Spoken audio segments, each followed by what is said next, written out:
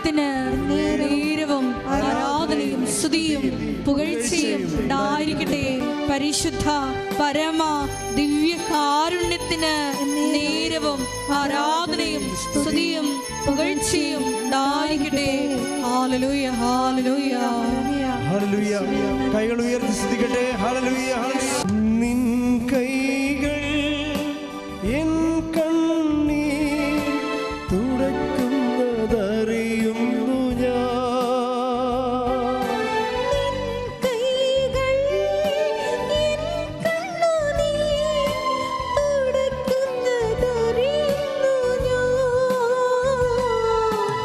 ആരാധ്യൻ യേശുപരാ വണങ്ങുന്നു ഞാൻ പ്രിയനേ.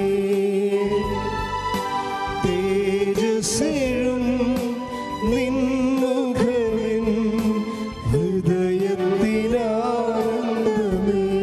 സ്തുതിക്കട്ടെ. ഹല്ലേലൂയ, ഹല്ലേലൂയ. ഇപ്പോഴ് പ്രാർത്ഥിച്ചപ്പോൾ ജസ്റ്റ് വചനം പ്രാർത്ഥിച്ച് ഓപ്പൺ ചെയ്തപ്പോൾ കിട്ടിയ സന്ദേശം സഖറിയായുടെ പുസ്തകമാണ്.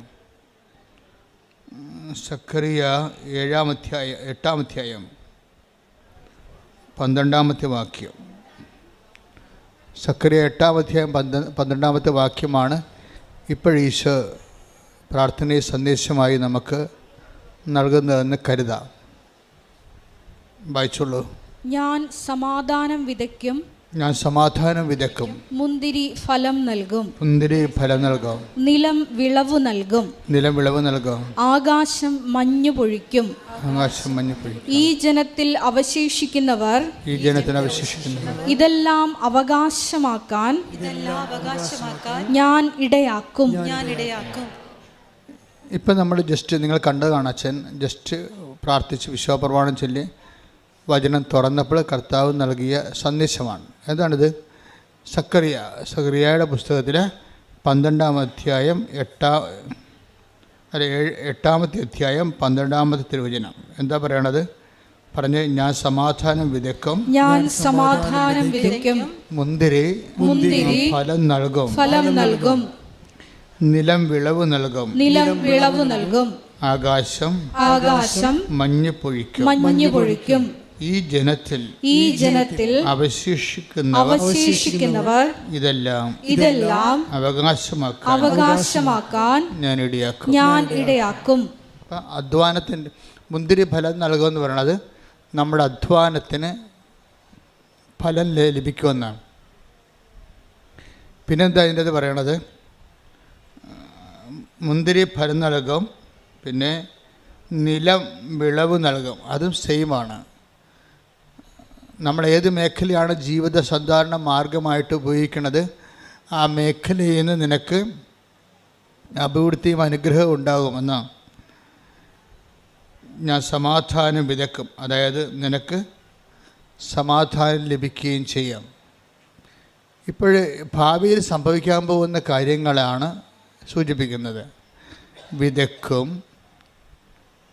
സമാധാനം വിതയ്ക്കും, മുന്തിരി ഫലം നൽകും, നിലം വിളവ് നൽകും. ഇങ്ങനെയൊക്കെ പറയുന്നതിന് നമ്മൾ ബൈബിളിൽ പറയണത് പ്രത്യാശ നിറച്ച് നൽകുന്നതിന് ബൈബിളിൽ പറയുന്ന വാക്ക് വാഗ്ദാനമെന്നാണ്. ദൈവത്തിൻ്റെ വാഗ്ദാനമാണത്. നിങ്ങൾക്കറിയാമല്ലോ, ഉടമ്പടിയുടെ ഒരു നിലനിൽപ്പ് അടിസ്ഥാനം ആശ്രയം എന്താണ്? ഉടമ്പടി എന്തിനാണ് ബേസ് ചെയ്യണത്? ഉടമ്പടി ബേസ് ചെയ്യണത് ദൈവത്തിൻ്റെ വാഗ്ദാനങ്ങളെയാണ്. അതെപ്പോഴും നമ്മൾ മനസ്സിലാക്കണം. ദൈവത്തിൻ്റെ വാഗ്ദാനങ്ങളെയാണ്. ദൈവം കുറേ വാഗ്ദാനങ്ങൾ തന്നിട്ടുണ്ട് മനുഷ്യന്. എനിക്ക് അതിനെക്കുറിച്ച് അറിവ് കിട്ടിയത് ഞാൻ പണ്ട് നിങ്ങളോട് പറഞ്ഞിട്ടുണ്ടത്. കോവിഡൊക്കെ വന്ന് നിങ്ങൾക്കൊക്കെ 8 ദിവസം കഴിയുമ്പോഴൊക്കെ കോവിഡ് മാറത്തില്ലേ? ഇപ്പോൾ എനിക്ക് 1 മാസം നിന്നായിരുന്നു. മെഡിക്കൽ ഉള്ള ആൾക്കാർക്ക് തന്നെ ഡൗട്ട് എന്താ, ഇതെന്താ ഈ 1 മാസത്തേക്ക് പോണത്? കാര്യം ഇതിൻ്റെ ഈ പതിര മുഴുവനും ബ്ലോക്കാകുകയല്ലേ, അപ്പോൾ ചിലപ്പോൾ ശ്വാസം കിട്ടത്തില്ല. പക്ഷേ അപ്പോൾ ഇങ്ങനെ 1 മാസത്തേക്ക് പോകുമ്പോൾ ഡൗട്ട്, അത് കാരണമാണ് ഈ പ്രയാസം കൊണ്ടത്. ഈ പ്രയാസ സമയത്താണ് കർത്താവ് വാഗ്ദാനങ്ങളെക്കുറിച്ച് എന്നോട് ആദ്യം സംസാരിച്ചത്. ഈ പ്രയാസ സമയത്ത് നൽകിയിട്ടുള്ള ബൈബിൾ നോട്ടുകളാണ്. ഞാനവിടെ അപ്പോൾ ഞാനൊരു കട്ടിലേൽ ഇങ്ങനെ ചുമക്കുന്ന കാരണം ഇങ്ങനെ നെഞ്ചൊക്കെ പൊക്കി കിടക്കുകയാണ്. അപ്പോൾ ഈ സമയത്ത് കയ്യിലൊരു കൈ കൊന്തയും അപ്പുറത്തെ ഇടത് വശത്ത് ബൈബിളും ഇരിപ്പുണ്ട്. അപ്പം ഇങ്ങനെ ഈ കിടക്കുന്ന സമയത്ത് കർത്താവ് കുറേ കാര്യങ്ങൾ പറയും. ആ ദൈവത്തിന് എപ്പോഴും നമ്മുടെ ഈ ക്ഷീണകാലങ്ങൾ, അതുപോലെ തന്നെ ക്ഷീണകാലങ്ങൾ, അതുപോലെ തന്നെ നമ്മളുടെ എന്തെങ്കിലും തരത്തിലുള്ള നമ്മളിങ്ങനെ ഒറ്റപ്പെട്ടു പോകുന്ന കാലങ്ങൾ, ചിലപ്പോൾ നിങ്ങളുടെ വീട്ടിലുള്ള ആൾക്കാരുടെ പ്രിയപ്പെട്ടവരുടെ വിയോഗമായിരിക്കാം, അല്ലെങ്കിൽ നിങ്ങളുടെ പ്രിയപ്പെട്ടവർ നിങ്ങളെ ഇത്രയും നാൾ വിശ്വസിച്ച ആൾക്കാർ നിങ്ങളെ തെറ്റിദ്ധരിക്കുകയും അവർ വേറെ ശത്രുപാളയത്തിലേക്ക് പോവുകയും ചെയ്യുമ്പോഴൊക്കെ നിങ്ങൾക്ക് ഒറ്റപ്പെടലുണ്ടാകും. അപ്പം നിങ്ങൾക്ക് നിരാശയും ഒക്കെ ഭയമൊക്കെ ഉണ്ടാവും, സങ്കടമൊക്കെ ഉണ്ടാവും. ലോകം കളിപ്പാണെന്നൊക്കെ നമുക്ക് തോന്നും.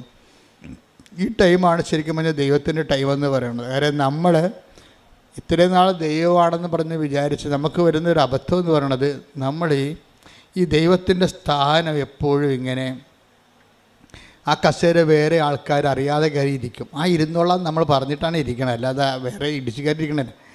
ദൈവത്തിൽ ഇരിക്കേണ്ട സ്ഥാനത്ത് വേറെ ആൾക്കാർ കയറിയിരിക്കും. അതെന്ന് വെച്ചാൽ നമ്മൾ പറഞ്ഞിട്ടാണ്, നമ്മുടെ അനുവാദത്തോടെ അവിടെ ഇരിക്കണത്. അപ്പം അവരവിടെ ഇന്നലെ പോകത്തില്ല. അതാണ് പ്രശ്നം. പിന്നെ അവരെ കളയാൻ വേണ്ടി ദൈവത്തിൻ്റെ ഓരോ ചില നടപടിക്രമങ്ങളുണ്ട്. നീ ദൈവവേദലാണെങ്കിലേ ഉള്ളൂ ദൈവം അവരെ കളയത്തുള്ളൂ. ദൈവവേദ അല്ലെങ്കിൽ മരണം വരെ ആ സാധനം അവിടെ എത്തിക്കേണ്ടി പോലെ ഇരിക്കും. ചിലപ്പോൾ ഒരു വ്യക്തിയാകാം, ചിലപ്പോൾ നിൻ്റെ സംഘടനയാകാം, ചിലപ്പോൾ നിങ്ങളുടെ സംഘടനാ പ്രവർത്തനം കൊണ്ട് പ്രാർത്ഥിക്കാൻ പറ്റാത്തവരില്ലേ, പ്രവർത്തനം തലക്ക് കയറിയിട്ട്. അപ്പോൾ അതാണ് ശരിയെന്നും പറഞ്ഞ് അവരങ്ങനെ കുറച്ച് നാളവിടെ ബുദ്ധി അവരോട് പറയും, ഇതാണ് ശരി. ഒരു കുർബാന കാണുന്നതിനേക്കാൾ വലുതാണ് മനുഷ്യന് വേണ്ടി അധ്വാനിക്കുന്നത്, നീതിക്ക് വേണ്ടി പോരാടുന്നത്. അപ്പോൾ ഇവരുടെ ഈ ബ്രെയിൻ ഇവരെ ഹൈജാക്ക് ചെയ്യും. പ്രാർത്ഥന കുറഞ്ഞുള്ള ഒരു കുഴപ്പമുണ്ട്, ഹൈജാക്കിങ് പെട്ടെന്ന് നടക്കും. പ്രാർത്ഥന കുറഞ്ഞു കഴിഞ്ഞാൽ ഉടനെ ഓട്ടോമാറ്റിക്കായിട്ട് പ്രൊട്ടക്ഷൻ പോകും. എപ്പോഴും നമ്മൾ ശ്രദ്ധിക്കേണ്ട കാര്യമാണ്. നിങ്ങൾ പ്രാർത്ഥന എപ്പോഴും ഈശോ പറയും നിരന്തരം പ്രാർത്ഥിക്കണമെന്നൊക്കെ പറയത്തില്ലേ. അത് നിരന്തരം പ്രാർത്ഥിക്കണമെന്ന് പറയുന്നത് നിരന്തരം പ്രാർത്ഥിച്ച് വയറ്റിപ്പഴപ്പ് നടക്കണമെന്നല്ല പറയേണ്ട അർത്ഥം. നിരന്തരം പ്രാർത്ഥിച്ചാൽ നീ ദൈവത്തിൻ്റെ ഒരു പ്രൊട്ടക്ഷനിലാകും. അതും പ്രധാനപ്പെട്ട കാര്യമാണ്. നമ്മുടെ ജീവിതത്തിൽ എന്ത് സംഭവിക്കുന്നു എന്നല്ല പ്രശ്നം, whether we have protected or not. എന്ത് സംഭവിച്ചാലും സംരക്ഷണം കിട്ടിയില്ലെങ്കിൽ ഈ നമ്മൾ നേടിയ കാര്യങ്ങളെല്ലാം, കർത്താവ് ചോദിക്കുന്ന ഒരു കാര്യമുണ്ട്, നീ നേടിയതെല്ലാം ആരുടേതാകുമെന്ന്. Take the bed of God. നേടിയതെല്ലാം ആരുടേതാകും. ശ്രുതിക്കട്ടെ ഹല്ലേലൂയ. യേശുവേ നന്ദി, യേശുവേ സ്തുതി, ഹല്ലേലൂയ. യേശുവേ ആരാധന, ആരാധന. യേശുവേ നന്ദി, മഹത്വം, മഹത്വം, മഹത്വം. ഹല്ലേലൂയ, ഹല്ലേലൂയ, ഹല്ലേലൂയ. ലൂക്ക 12:20. ലൂക്ക 12:20 പ്രധാനപ്പെട്ടൊരു വാക്കാണത്. പറ. എന്നാൽ ദൈവം അവനോട് പറഞ്ഞു. എന്നാൽ ദൈവം അവനോട് പറഞ്ഞു, ബോഷ ഈ രാത്രി നിന്റെ ആത്മാവിനെ നിന്നിൽ നിന്ന് ആവശ്യപ്പെടും. അപ്പോൾ നീ ഒരുക്കി വെച്ചിരിക്കുന്നവ ആരുടേതാകും. എന്ന് വെച്ചതിൻ്റെ അർത്ഥം അന്യാധീനപ്പെട്ടു പോകുമെന്നാണ്. അതാണ് വിഷയം. അന്യാധീനപ്പെട്ടു പോകുക. അന്യാധീനം വെച്ചാൽ അന്യനെ അധീനമായി പോകും. അതാണ് അന്യാധീനപ്പെട്ടു പോവുക. നമ്മുടേതെന്ന് വിചാരിച്ച സംഭവം അന്യനെ അധീനമായി പോകും. അന്യാധീനപ്പെട്ടു പോകുന്നത് രണ്ട് തരത്തിൽ സംഭവിക്കാം. ഒന്ന്, പിശാചിന് അധീനമായി പോകും. പിന്നെ അടുത്ത കാലത്തെങ്കിലും ദൈവം ആ മേഖല വരത്തില്ല. കാര്യം നമ്മുടെ കൺസെൻറ്റോട് കൂടിയാണ് പിശാച് നമുക്ക് അധികാരം. അല്ല, പിശാചും ഒരു മാന്യതയുള്ള ആളാണ്. മുട്ടിയിട്ട് വാതിലെ കൊട്ടിയിട്ടേ കയറത്തുള്ളൂ. വാതിലെ കൊട്ടിയിട്ടേ നമ്മുടെ അനുവാദം ഉണ്ടാകുമോ? കൺസെൻറ്റ്. അല്ലാതെ നിങ്ങളുടെ പാപത്തിന് അവർ ചതിച്ചതാണ് ഇവർ ചതിച്ചതാണെന്നിട്ട് കാര്യമില്ല. ചതിച്ചാണല്ലോ ഇപ്പം പറഞ്ഞാൽ തേച്ചതാണെന്നല്ലേ പറയണത്. തേച്ചാലും അലക്കിയാലും എല്ലാം നമ്മുടെ കൺസെൻ്റ് ഉണ്ട്. എൻ്റെ അടുത്ത് നമ്മുടെ കൺസെൻ്റ് ഉണ്ട്. നമ്മുടെ ഒരു അനുവാദം കൊടുത്തിട്ടാണ്. എപ്പോഴാണ് ഈ അനുവാദം വഴിയെ പോണതിനൊക്കെ അനുവാദം കിട്ടുന്നത്? എങ്ങനെയാണ്? ദൈവത്തിൽ നമ്മൾ അകന്നു പോകുമ്പോഴാണ് അന്യാധീനപ്പെട്ടു പോണത്. അതെപ്പോഴും മനസ്സിലാണ്. ഇപ്പം നിങ്ങൾ തുടങ്ങണൊക്കെ നമുക്കറിയാമല്ലോ, വലിയ ന്യൂമോണിയൊക്കെ തുടങ്ങണ പനിയിൽ നിന്നൊക്കെ തുടങ്ങണേ. അതുപോലെ ആത്മീയമായിട്ട് ന്യൂമോണിയൊക്കെ തുടങ്ങണത് ചെറിയ പനി. ഇപ്പോൾ കുർബാനയ്ക്ക് താമസിച്ച് വരിക, കുർബാന സ്വീകരിക്കാൻ താമസിക്കുക, കുമ്പസാരിക്കാൻ മാസങ്ങളെടുക്കുക, അങ്ങനെ ചെറിയ കുഞ്ഞു കുഞ്ഞു പനികളിൽ നിന്നാണ് ഇതിൽ ന്യൂമോണിയ തുടങ്ങണത്. അപ്പോൾ തന്നെ ഓർക്കുക, പനി തുടങ്ങിയിട്ടുണ്ട്. 8 മണിക്ക് തുടങ്ങേണ്ട പ്രാർത്ഥന, വീട്ടിൽ 7 മണിക്ക് തുടങ്ങേണ്ട പ്രാർത്ഥന ചിലപ്പോൾ 9 മണിയിലോട്ട് മാറുക, പിന്നെ അതൊരു ശീലമായി മാറുക, പിന്നെ ഉറക്കം വന്ന് ഉറങ്ങിക്കൊണ്ട് പ്രാർത്ഥിക്കുക. അപ്പോൾ ഇത് അതായത് പനി തുടങ്ങിയെന്നർത്ഥം. പനി തുടങ്ങിക്കഴിഞ്ഞാൽ, ആധ്യാത്മികമായിട്ട് പനി തുടങ്ങിയാൽ പിന്നെ അടുത്ത നടപടി എന്താണ്? നമുക്ക് പനി വരുമ്പോൾ എന്താ സംഭവിക്കണത്? രുചി പോകും, ഇല്ലേ? രുചി പോകത്തില്ലേ? നമ്മുടെ ഭക്ഷണം, നമ്മൾ നല്ല പനിയുള്ള ആൾക്കാർക്ക് എന്ത് കഴിച്ചാലും രുചി അറിയാൻ പറ്റത്തില്ല, എല്ലാം ചവറായിട്ടിരിക്കും. അതുപോലെ തന്നെ ആരാധന ചവറ്, ജപമാല ചവറ്, ഒന്നും രുചി തോന്നണില്ല. പിന്നെ വീട്ടുകാരുടെ ബുദ്ധിമുട്ട് കൊണ്ട് നമ്മളിങ്ങനെ കാട്ടിക്കൂട്ടി എന്തെങ്കിലും ആക്കി തീർക്കുന്നതാണ് പ്രാർത്ഥന. അപ്പോൾ ഇതിങ്ങനെ ചവറാകുമ്പോൾ അറിയിക്കുക ആത്മാവിന് നല്ല പനിയായിട്ടുണ്ടെന്ന് മനസ്സിലാക്കുക. കാര്യം പ്രാർത്ഥനയെന്ന് പറയുമ്പോൾ ഭയങ്കര മധുരമുള്ള ഏർപ്പാടാണ്. കഴിഞ്ഞ ദിവസങ്ങളിൽ നവംബർ 7-ാം തീയതി ഞാൻ വെളുപ്പിൻ്റെ കർത്താവ് എന്നോട് പറഞ്ഞത് കംപ്ലീറ്റ് സൈലൻസ്, കംപ്ലീറ്റ് റിഫ്ലക്ഷൻ എന്ന് പറഞ്ഞു. അപ്പോൾ ഞാൻ അപ്പം തന്നെ ചാടി എഴുന്നേറ്റ് മുറിക്കൊണ്ട് എൻ്റെ നോട്ട് ബുക്കിൽ എഴുതി വെച്ച് കംപ്ലീറ്റ് സൈലൻസ്, കംപ്ലീറ്റ് റിഫ്ലക്ഷൻ എന്ന് വെച്ച് കഴിഞ്ഞാൽ എന്തോ something is going to happen, നീ അതിനെക്കുറിച്ച് ഒത്തിരി റെസ്പോണ്ട് ചെയ്യേണ്ടെന്നാണ് പറയണത്. ദൈവത്തിൻ്റെ ഒരു രീതി അതാണ്. വരാൻ പോകുന്ന കാര്യങ്ങൾ അവൻ നിന്നോട് പറയും. Take the bed of God, വരാൻ പോകുന്ന കാര്യങ്ങൾ. സ്തുതിക്കട്ടെ. ഹല്ലേലൂയ, ഹല്ലേലൂയ, ഹല്ലേലൂയ. യേശുവേ നന്ദി, യേശുവേ സ്തുതി. ഹല്ലേലൂയ, ഹല്ലേലൂയ, ഹല്ലേലൂയ, ഹല്ലേലൂയ, ഹല്ലേലൂയ. യേശുവേ ആരാധന, ആരാധന, ആരാധന. യേശുവേ നന്ദി, മഹത്വം, മഹത്വം, മഹത്വം. ആരാധന, ആരാധന, ആരാധന,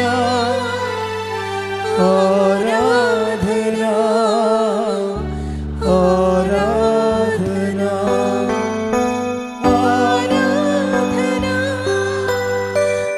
ആരാധന, ആരാധന, ആരാധന. യോഹന്നാൻ 16:14. യോഹന്നാൻ 16:14. അവൻ സ്വമേധയാ ആയിരിക്കില്ല സംസാരിക്കുന്നത്. ഇത് പറഞ്ഞ അവൻ സ്വമേധയാ ആയിരിക്കില്ല സംസാരിക്കുന്നത്. അവൻ കേൾക്കുന്നത് മാത്രം സംസാരിക്കും. വരാനിരിക്കുന്ന കാര്യങ്ങൾ അവൻ നിങ്ങളെ അറിയിക്കും. അപ്പോൾ ഇത് അതായത് ഫ്യൂച്ചർ പ്രൊട്ടക്ഷൻ, വരാൻ പോകുന്ന കാര്യങ്ങളെക്കുറിച്ച് നമ്മൾക്ക് വാഗ്ദാനത്തിനുള്ള ഒരു ഗുണവതാണ്. നിനക്ക് വാഗ്ദാനം പ്രാപിക്കാൻ പോകുമ്പോൾ വാഗ്ദാനം നൽകിയാൽ വാഗ്ദാനങ്ങളെ സംരക്ഷിക്കുകയും ചെയ്യും. വരാൻ പോകുന്ന കാര്യങ്ങളെ ദൈവം സംരക്ഷിക്കുകയും ചെയ്യും. അപ്പോൾ ഇതുപോലെ തന്നെയാണ് വരാൻ പോകുന്ന കാര്യങ്ങളെക്കുറിച്ച് നിനക്കൊരു നോട്ട് തരും ദൈവം. കാരണം ഏറ്റവും നല്ലത് ഉടമ്പടി തന്നെയാണ്. ഇപ്പം ഞാൻ നിങ്ങളോട് പറഞ്ഞിട്ടില്ലേ 48 വർഷമായി ഞാൻ ശരിക്കും ഈ സഭയിൽ ചേർന്നിട്ട്. 38 കൊല്ലത്തെ പൗരോഹിത്യവും 10 കൊല്ലത്തെ ട്രെയിനിങ്ങും പൗരോഹിത്യം, അപ്പോൾ 48 കൊല്ലമായി. അപ്പോൾ എനിക്ക് 2 കൊല്ലം കൂടി ഞാൻ സഭയിൽ ചേർന്നിട്ട് സുവർണ ജൂബിലി ആവും, 50 കൊല്ലമാവും. ഈ 50 കൊല്ലം സഭയിൽ ജീവിക്കുമ്പോൾ നമുക്ക് മനസ്സിലാകുന്ന ഒരു കാര്യമുണ്ട്. എന്താ കാര്യം? അതായത് ദൈവം ഇങ്ങനെ ആൾക്കാരെ പ്രൊട്ടക്റ്റ് ചെയ്യും, സംരക്ഷിക്കും. വരാൻ പോകുന്ന കാര്യങ്ങളെക്കുറിച്ചൊക്കെ നോട്ട് തരും. പക്ഷേ ഈ 50 കൊല്ലം സഭയിൽ ജീവിക്കുമ്പോഴും എനിക്ക് മനസ്സിലായ ഒരു സത്യമെന്ന് പറഞ്ഞാൽ ഏറ്റവും കൂടുതൽ പ്രൊട്ടക്ഷൻ ലഭിക്കാൻ സാധ്യതയുള്ള സംവിധാന ഉടമ്പടിയാണ്.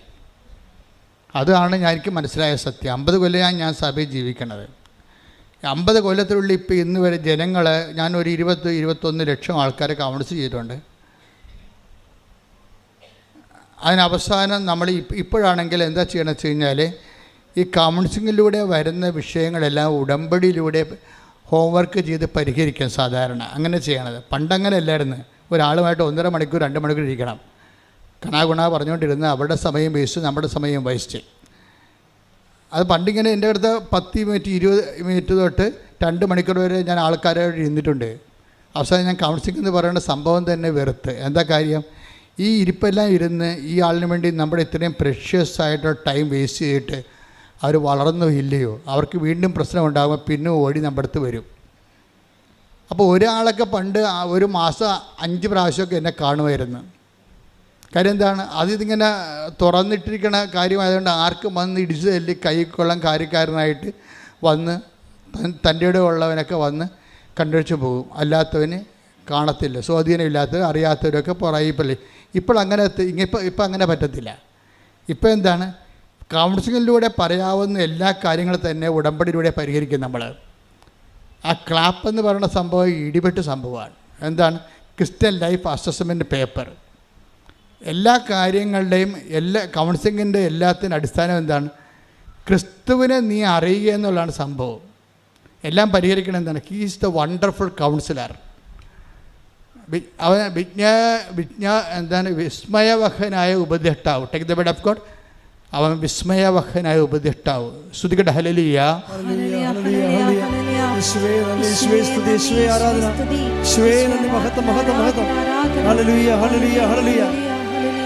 ഏശയ്യ 9:6. ഏശയ്യ 9:6. എന്തെന്നാൽ നമുക്ക് ഒരു ശിശു ജനിച്ചിരിക്കുന്നു. ഒരു ശിശു ജനിച്ചിരിക്കുന്നു. നമുക്ക് ഒരു പുത്രൻ നൽകപ്പെട്ടിരിക്കുന്നു.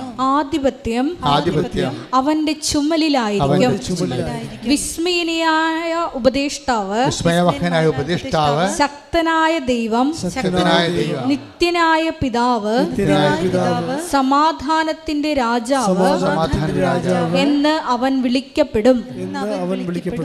God is the wonderful councillor.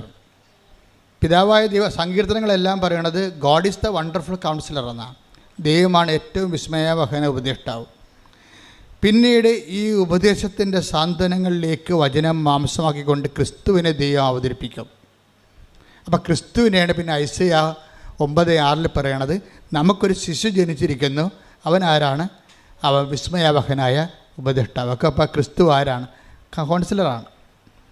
അപ്പോൾ ഏറ്റവും വലിയ കൗൺസിലർ ആരാണ്? ക്രിസ്തുവാണ്. ഉടമ്പടി ലക്ഷ്യം വെക്കണത് ക്രിസ്തുവിനെ എങ്ങനെ ഇന്നാക്കാൻ പറ്റും അല്ലേ? ആൾക്കാർ ഈ ക്രിസ്ത്യാനികളെ എന്താ വിളിക്കണം? ക്രൈസ്റ്റ് ഇൻ അല്ലേ? ക്രിസ്ത്യാനിയെ വിളിക്കണം എന്താണ്? Christ in. ക്രിസ്തു അകത്തുള്ളവൻ. ഈ ക്രിസ്തുവിനെ എങ്ങനെയാണ്, ഏത് ഫോർമുല ഉപയോഗിച്ചാണ് ഒരു വ്യക്തിയുടെ ജീവിതത്തിലോട്ട് കയറ്റാൻ പറ്റണതെന്നാണ് ആധ്യാത്മികമായ അന്വേഷണം. എൻ്റെ 50 കൊല്ലത്തെ അന്വേഷണമാണ്. അങ്ങനെയാണ് ദൈവം നമുക്ക് ഉടമ്പടി വെളിപ്പെടുത്തി തരണത്. ഉടമ്പടിയിലേക്ക് വരുമ്പോൾ എന്താ പറയണത്? എല്ലാ വാഗ്ദാനങ്ങളും ക്രിസ്തുവിലെ അതേ തന്നെയാണ്. നമുക്കറിയാമല്ലോ, ഇപ്പോൾ കോവിഡ് പിടിച്ച് ഞാൻ കിടന്ന കാലത്തെ ദൈവം വാഗ്ദാനങ്ങളെക്കുറിച്ച് സംസാരിച്ചപ്പോൾ 8855 വാഗ്ദാനങ്ങളെന്നും ഒരു ബൈബിളിൻ്റെ ഒരു സെക്ഷനിൽ പറയണത് ഒരു ലെവലിൽ ദൈവശാസ്ത്രജ്ഞന്മാർക്ക് ബൈബിൾ തിയോളജിയൻസിന് 2 കോൺസെപ്റ്റാണ് ഉള്ളത് വാഗ്ദാനങ്ങളെക്കുറിച്ച്. അപ്പോൾ ഒരു പറ്റം ദൈവശാസ്ത്രജ്ഞന്മാർ പറയണത് ദൈവവചനത്തിൽ 8855 വാഗ്ദാനങ്ങളുണ്ടെന്നാണ്. മറ്റൊരു പറ്റം ദൈവശാസ്ത്രജ്ഞന്മാർ പറയണത് 8885 വാഗ്ദാനങ്ങളുള്ളതാണ്. അപ്പോൾ ഈ വാഗ്ദാനങ്ങളാണ് മനുഷ്യൻ്റെ. അപ്പോൾ അതിൻ്റെ അകത്ത് ഇമ്മാനുവൽ പ്രവചനം, ക്രിസ്തുവിൻ്റെ മനുഷ്യാവതാരം, ക്രിസ്തു നമ്മളിലേക്ക് വരണതും എല്ലാം അതിൻ്റെ അകത്ത് വാഗ്ദാനത്തിൻ്റെ ഭാഗമാണ്. അപ്പോൾ ഇത് നമ്മളെപ്പോഴും ടാർഗറ്റ് ചെയ്യേണ്ടത് ക്യാപിറ്റൽ കവനൻ്റ്, ക്യാപിറ്റലായിട്ടുള്ള പ്രോമിസ് എന്താണെന്ന് നോക്കും. അതെന്താണ്? ക്രിസ്തുവാണ്.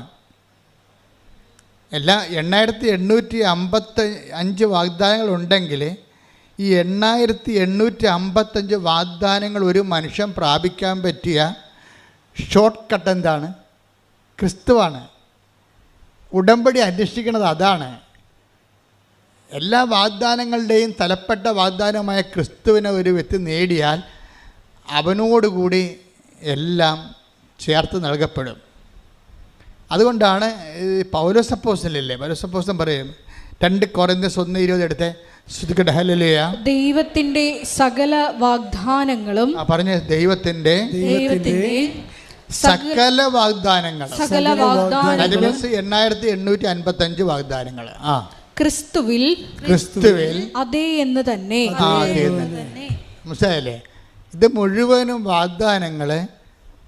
നമ്മൾ ഓരോരോ വാഗ്ദാനങ്ങൾ, ഇപ്പം പച്ചമുളക് മേടിക്കാൻ വേണ്ടി ഒരു ചേടത്തിയിടുക, അവിടെ ചേനയും പച്ചമുളകുമായിട്ടൊരു ചേടത്തി ചന്തയിരിപ്പുണ്ട് ഇല്ലേ? അവിടെ അപ്പോൾ ചേനയും അല്ലെ പുള്ളിക്കച്ചവടം. ചില വണ്ടി തള്ളിക്കൊണ്ട് പോകണം കണ്ടിട്ടില്ലേ? ഉള്ളി എന്നും പറഞ്ഞു, അതിൻ്റെ അത് ഉള്ളി മാത്രമേ കാണത്തുള്ളൂ. ഞാൻ തന്നെ ഓർക്കുന്നത് എങ്ങനെ ജീവിക്കുമെന്ന് ഈ ഉള്ളി, വെളുത്തുള്ളി എന്നും പറഞ്ഞുകൊണ്ട് ഒരു വണ്ടി ഞാൻ ചേർത്തലൊക്കെ കണ്ടായിരുന്നു. അപ്പോൾ ഒരു 10-20 കിലോ വെളുത്തുള്ളി കിടപ്പുണ്ട്. അപ്പോൾ നമ്മൾ രാവിലെ ചെല്ലുമ്പോൾ വെളുത്തുള്ളി ആൾക്കാർ മേടിക്കുക. ഇങ്ങനെ ഇത്രയും വെളുത്തുള്ളി ആൾക്കാർക്ക് എന്തിനാണ്? പക്ഷേ വൈകുന്നേരം വരുമ്പോൾ വെളുത്തുള്ളി ഒന്നും കാണത്തില്ല. ആൾക്കാർ അച്ചാറിടാൻ മേടിച്ചുകൊണ്ട് പോയി. അതാ സംഭവം. അപ്പോൾ പക്ഷേ ഇങ്ങനെ വെളുത്തുള്ളിക്ക് ഒരു കടയിൽ പോയി, പച്ചമുളകിന് വേറെ കടയിൽ പോയി, അരിക്ക് വേറെ കടയിൽ പോയി. അപ്പോൾ ഓരോ വാഗ്ദാനങ്ങൾക്കും ഓരോ മാർഗത്തിലല്ല. അതുകൊണ്ടാണ് ബൈബിൾ പറയണത് ഈ 8855 വാഗ്ദാനങ്ങൾ നിങ്ങൾക്ക് കിട്ടാൻ വേണ്ടി ഒരു മാർഗമുണ്ട്. എന്താണ്? എല്ലാ വാഗ്ദാനങ്ങളും പറഞ്ഞേ, എല്ലാ വാഗ്ദാനങ്ങളും ക്രിസ്തുവിലെ അതേ തന്നെയാണ്. അപ്പോൾ അവിടെ നോ ഇല്ല, യേസ് മാത്രമേ ഉള്ളൂ. Every promise is yes in Jesus. അപ്പോൾ നമ്മളെന്ത് ബുദ്ധിയുള്ളവർ എന്ത് ചെയ്യും? ബുദ്ധിയുള്ളവർ മാതാവിനോട് പറയും, അമ്മ ക്രിസ്തുവിനെയാണ് സ്വീകരിച്ചത്, ഞങ്ങൾക്കും ക്രിസ്തുവിനെയാണ് തരേണ്ടത്. പറഞ്ഞേ, അമ്മ ക്രിസ്തുവിനെയാണ് വിശ്വാസം കൊണ്ട് സ്വീകരിച്ചത്, ഞങ്ങൾക്കും എല്ലാ വാഗ്ദാനങ്ങളും അതേന്ന് പറയുന്ന ക്രിസ്തുവിനെ ഉടമ്പടി പ്രകാരം ഞങ്ങളുടെ ജീവിതത്തിലേക്ക് അങ്ങ് നൽകണമേ. അപ്പോൾ അതിന് നമ്മൾ എല്ലാ വാഗ്ദാനങ്ങളും, ഇപ്പോൾ 2 കൊരിന്ത്യർ 1:20 എല്ലാ വാഗ്ദാനങ്ങളും ക്രിസ്തുവിൽ അതേയാണെങ്കിൽ നമുക്ക് ഷോർട്ട് കട്ട് എന്താണ്? ക്രിസ്തുവിനെ മേടിക്കുക എന്നുള്ളതാണ് അല്ലേ? ഒരു മാർജിൻ ഫ്രീയിൽ പോയി കഴിഞ്ഞാൽ അല്ലെങ്കിൽ മെഗാ സ്റ്റോറിൽ പോയി കഴിഞ്ഞാൽ മിക്കവാറും ഓൾമോസ്റ്റ് എല്ലാത്തിനും നമ്മൾ ലോകം മുഴുവൻ കറങ്ങി നടക്കേണ്ട കാര്യമില്ല, അവിടെ തന്നെ ഉണ്ടാവും. സൂപ്പർ മാർക്കറ്റിൻ്റെയൊക്കെ പ്രത്യേകത അതാണ്. അതായത് എല്ലാ വിഷയവും അതിൻ്റെ തന്നെ സിംഗിൾ റൂഫിലാണ് വരണത്. അപ്പോൾ ദൈവത്തിൻ്റെ എല്ലാ വാഗ്ദാനങ്ങളും ക്രിസ്തുവിൽ അതേ എന്നാണ്. നിങ്ങൾ ക്രിസ്തുവിനെയാണ് അമ്മയെടുക്കുകയെന്ന് ഉടമ്പടി പ്രകാരം ചോദിക്കുകയാണെങ്കിൽ കാര്യം കുറച്ച് എളുപ്പമാകും. പിടിയിടിയാ, നിങ്ങളത് ശ്രദ്ധിക്കണം.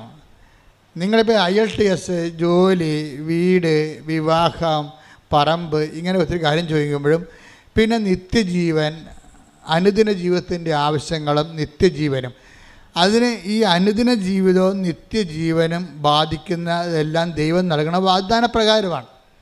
മനുഷ്യൻ നേടിയെടുക്കുന്ന വാഗ്ദാനമാണ് നമുക്ക് ഉള്ളമ്പോഴേലുള്ളത്. നമ്മളത് പ്രോസസ്സ് ചെയ്തെടുക്കുന്നതാണ്. നമ്മുടെ ഓരോ വിഷയമില്ലേ, അത് നമുക്ക് ദൈവം തരണത് ക്രൂഡ് ഓയിലായിട്ടാണ് തരണത്. നമ്മൾ റിഫൈൻ ചെയ്ത് വാഗ്ദാനങ്ങൾ നമ്മളെന്ത് ചെയ്യും? വാഗ്ദാനമായിട്ടാണ് ദൈവം തരുന്നത്. ഇപ്പോൾ ഒരു വിമാനം പറപ്പിക്കുന്ന ഓയിൽ എന്താണത്? Aviation oil. അതിൻ്റെ പെട്രോൾ തന്നെ വീണ്ടും റിഫൈൻ ചെയ്ത് എടുക്കുന്നതാണ്. പെട്രോളിന് മുമ്പ് ഡീസൽ ഉണ്ടാവും, ഡീസലിന് മുമ്പ് ക്രൂഡ് ഓയിൽ ഉണ്ടാവും. അപ്പോൾ ക്രൂഡ് ഓയിലാണ് കുഴിച്ചെടുക്കുന്നത്. ഞാൻ കോയിലൊക്കെ ചെന്നപ്പോൾ എണ്ണപ്പാടത്ത് പോയായിരുന്നു. അപ്പോൾ മുഴുവൻ എണ്ണപ്പാടമാണ്. എല്ലായിടത്തും ഇങ്ങനെ എണ്ണ ഡിഗ് ചെയ്യുന്ന മെഷീൻ വെച്ചിട്ടുണ്ട്. അവിടെ എല്ലാം ഫയർ സേഫ്റ്റി സംവിധാനം ഒരുക്കിയിട്ടുണ്ട്. അവിടുത്തെ മണ്ണെല്ലാം ഇങ്ങനെ എണ്ണയുമായിട്ട് കുഴഞ്ഞു മറിഞ്ഞൊരു മണ്ണാണ്. നമുക്ക് പുറത്തിറങ്ങിയ നമ്മുടെ കാലയിൽ ആ മണ്ണ് പറ്റിയാൽ പോകത്തുമില്ല. അപ്പോൾ ഞാൻ വണ്ടി പോയിട്ട് അപ്പുറത്തും ഇപ്പുറത്തും എണ്ണപ്പാലം കിടക്കുകയാണ്. അപ്പോൾ അവിടെയൊക്കെ നമ്മൾ നോക്കുമ്പോഴേ അവിടെ നിന്ന് എന്താ കുഴിച്ചെടുക്കണത്? ക്രൂഡ് ഓയിലാണ്, കറുത്ത നിറച്ച കരി ഓയിൽ പോലൊരു സാധനം എടുക്കണത്. അതാണ് പിന്നെ പ്രോസസ്സ് ചെയ്ത് റിഫൈൻ ചെയ്തിട്ട് പിന്നെ ഡീസലാക്കും. പിന്നെ എന്ത് ചെയ്യും? പിന്നെ അത് വീണ്ടും റിഫൈൻ ചെയ്തിട്ട് ശുദ്ധീകരിച്ചിട്ട് നമ്മൾ പെട്രോളാക്കും. പെട്രോൾ വീണ്ടും ശുദ്ധീകരിച്ചിട്ടാണ് പിന്നെ ഏവിയേഷൻ ഓയിലൊക്കെ ആക്കണത്. ഇതുപോലെ തന്നെയാണ് വാഗ്ദാനങ്ങളിൽ വരണത്. വാഗ്ദാനങ്ങളെ ദൈവം നമുക്ക് നൽകുന്ന വാഗ്ദാനങ്ങളാണ്. നമ്മൾ അതിനെ ഓരോ തരത്തിലുള്ള ആ വാഗ്ദാനങ്ങളെ ഓരോ സിസ്റ്റത്തിലേക്ക് കയറ്റിയിട്ടാണ് നമ്മൾ അതിനെ റിഫൈൻ ചെയ്തെടുക്കുന്നത്. ഒരു വാഗ്ദാനങ്ങളെ നമ്മൾ ആദ്യം കയറ്റണ സിസ്റ്റം എന്താണ്? ഫെയ്ത്ത് സിസ്റ്റത്തിലാണ് കയറ്റുന്നത്, വിശ്വാസം. അപ്പോൾ ഒരു വാഗ്ദാനം ക്രൂഡ് ഓയിൽ വിശ്വാസത്തിൽ കയറി ഇറങ്ങിക്കഴിയുമ്പോൾ നമുക്കതിന് ഡീസൽ കിട്ടും. പിന്നെ കുറേ പെട്രോൾ ഉൽപ്പന്നങ്ങൾ, സ്വാപ്പ്, ചീപ്പ്, അരക്ക്, അതുപോലെ തന്നെ ടെർമോക്കോള്, ബൈ പ്രോഡക്ട്സ്, ഉപ ഉൽപ്പന്നങ്ങൾ കുറേ കിട്ടും. അതിൻ്റെ ആദ്യത്തെ പ്രോസസ്സാണ്. ഫെയ്ത്ത് ക്യാവിറ്റിയിൽ അത് വെച്ച് അത്രയുമേ ചെയ്യാൻ പറ്റത്തുള്ളൂ. പിന്നെ നമ്മൾ എന്ത് ചെയ്യും? നമ്മൾ ഈ വാഗ്ദാനം തന്നെ നമ്മൾ എന്ത് ചെയ്യും? അടുത്ത സിസ്റ്റത്തിലോട്ട് കയറ്റും. അതെന്താണ്? ഹോപ്പാണ്. അതാണ് ഇത്തിരി ലാഗ് ചെയ്താലും നമ്മൾ ഇൻവെസ്റ്റ് ചെയ്തുകൊണ്ടിരിക്കും. ഫെയ്ത്തിന് സഡനായിട്ട് കിട്ടുമെന്നുണ്ടെങ്കിൽ പെട്ടെന്ന് നമുക്ക് ഉത്തരം കിട്ടുമെങ്കിലും ഫെയ്ത്തിൽ നമുക്ക് കിട്ടുന്ന പ്രോഡക്റ്റ് എന്ന് പറയുന്നത് മിക്കവാറും തന്നെ ഡീസൽ പോലത്തെ വല്ല സംഭവമായിരിക്കും. നമുക്ക് വേണ്ട ഹൈ ക്വാളിറ്റി ആയിട്ടുള്ള സംഭവങ്ങൾ അടുത്ത സെക്ഷനിലാണ് വരണത്. ഇപ്പോൾ ഉടമ്പടി ആദ്യ സെക്ഷൻ നമ്മൾ ഫെയ്ത്തിലാണ് വർക്ക് ചെയ്യണത്. ഫെയ്ത്ത് കഴിയുമ്പോൾ അതിൻ്റെ അകത്ത് ചില കാര്യങ്ങൾ പടപടാതെ നടക്കും. ആ ഫെയ്ത്തിൽ നടക്കുകയും ചില കാര്യങ്ങൾ ടൈം എടുക്കുന്ന സാധനമുണ്ട്. അതിനാണ് നമ്മൾ ഹോപ്പ് ഉപയോഗിക്കുന്നത്. അപ്പോൾ ചില ആൾക്കാർ ഹോപ്പ് മേഖലയിലേക്ക് വർക്ക് ചെയ്യണത്. അപ്പോൾ ഫെയ്ത്ത് മേഖലയെ പോലെ സഡൻ അല്ല ഹോപ്പ് മേഖല. കാരണം അതിനകത്ത് പിന്നീട് ഈ ബൈ പ്രോഡക്ട്സ് കുറവായിരിക്കും. പിന്നെ വരാൻ പോണത് അടുത്തത് ഡീസൽ കഴിഞ്ഞാൽ പിന്നെ പെട്രോളാണ് വരണത്. അപ്പം അതുകൊണ്ട് അതുപോലെയുള്ള പ്രോസസ്സിങ് നമ്മുടെ വിഷയങ്ങൾക്കുണ്ടാകും. നിങ്ങളുടെ ലോകത്തിലുള്ള നിങ്ങളുടെ കാര്യങ്ങൾ നടക്കുക എന്നതിനേക്കാൾ ഉപരി ക്രിസ്തുവിന് നിങ്ങളിൽ വസിക്കാൻ പറ്റുന്ന ഒരു ഇൻഫ്രാസ്ട്രക്ചർ ഡെവലപ്പ് ചെയ്ത് വരും. ഹോപ്പിൻ്റെ പ്രത്യാശയുടെ കാലം അങ്ങനെ സംഭവിക്കണത്. പ്രത്യാശയുടെ കാലത്ത് നിങ്ങൾ പ്രെയർ ചെയ്തുകൊണ്ടിരിക്കും. പക്ഷേ വിശ്വാസകാലം പോലെ പെട്ടെന്ന് കത്തിപ്പിടിക്കത്തില്ല. It will take time. അപ്പോൾ ചിലർ പ്രത്യാശക്കാലത്താണ്. ഇപ്പം നമ്മൾ സ്ലീബ കാലം എന്നൊക്കെ പറഞ്ഞ് പള്ളിയിൽ എഴുതി വെക്കത്തില്ല ആരാധനക്രമം. ഉടമ്പടിക്കുള്ള കാലം വിശ്വാസക്കാലമുണ്ട്, പ്രത്യാശക്കാലമുണ്ട്, സ്നേഹത്തിൻ്റെ കാലമുണ്ട്. പിന്നെ അവസാനത്താണ് സമർപ്പണത്തിൻ്റെ കാലം. സമർപ്പണത്തിൻ്റെ കാലം എന്ന് പറയുമ്പോൾ അത് വേറെയാണ്. അത് ഈ ഭൗതികമായ കാര്യമായിട്ട് ബന്ധമില്ല. അത് നിത്യജീവൻ്റെ വിഷയങ്ങളാണ് സമർപ്പണ കാലത്ത്. കാര്യം കേൾക്കപ്പെടാത്ത പ്രാർത്ഥന ഉണ്ടാകും അതിൻ്റെ അകത്ത്. അത് നമ്മൾ എത്ര പ്രോസസ്സ് ചെയ്താലും നമുക്ക് പ്രോസസ്സിങ് കിട്ടത്തില്ല. അതുപോലെ തന്നെ ഇരിക്കും. കാണാം. ഇപ്പോൾ നിങ്ങളുടെ ഭർത്താവിൻ്റെ മാനസാന്തരം വേണ്ടി പ്രാർത്ഥിക്കുകയാണ്. നിങ്ങൾ ആദ്യം പ്രാർത്ഥിച്ചത് വീട് വിൽക്കാൻ വേണ്ടിയാണ്, വീട് കിട്ടാൻ വേണ്ടി, അത് കിട്ടി. രണ്ടാമത്തെ കാലത്ത് നിങ്ങൾ മക്കൾക്ക് അഡ്മിഷന് വേണ്ടി പ്രാർത്ഥിക്കുന്നു, അത് കിട്ടി. അപ്പം നിങ്ങളിങ്ങനെ ഓരോ കാര്യം പറ്റി പ്രാർത്ഥിക്കുമ്പോൾ നിങ്ങൾ ഓർക്കും, ഞങ്ങളിങ്ങനെ ഈ ഉടമ്പടി എന്ന് പറയണത് ഇങ്ങനെ കഴിഞ്ഞ ദിവസങ്ങൾ ദീപക് എന്ന് പറഞ്ഞൊരു മനുഷ്യൻ സാക്ഷ്യം പറഞ്ഞു. ദീപക് നമ്മുടെ ചെത്തിപ്പുഴ ചങ്ങനാശ്ശേരി എന്ന്. ദീപക്കിൻ്റെ സാക്ഷ്യം ഞാൻ വളരെ ശ്രദ്ധിച്ച സാക്ഷ്യമാണ്. ദീപക് ഇവിടെ വന്നിട്ട് ഉടമ്പടി എടുത്തില്ല ആദ്യം. അപ്പോൾ ദീപക് അതിന് പറഞ്ഞ ന്യായം എന്ന് പറയുന്നത് ഇങ്ങനെ പല്ലുവേദനയ്ക്കും തലവേദനയ്ക്കൊക്കെയാണ് ഉടമ്പടി എടുക്കണത്. അങ്ങനെ എടുക്കണ ഒരു പ്രാർത്ഥന എനിക്ക് ആവശ്യമില്ലെന്നാണ് ദീപക് പറഞ്ഞത്. ദീപക് ഉടമ്പടി എടുക്കാൻ പോയി. ദീപക് ഉടമ്പടി എടുക്കാൻ പോകുന്നതിന് കാരണങ്ങളുണ്ട്. അയാൾ പറയണത് എനിക്ക് ആവശ്യത്തിന് ഡിഗ്രി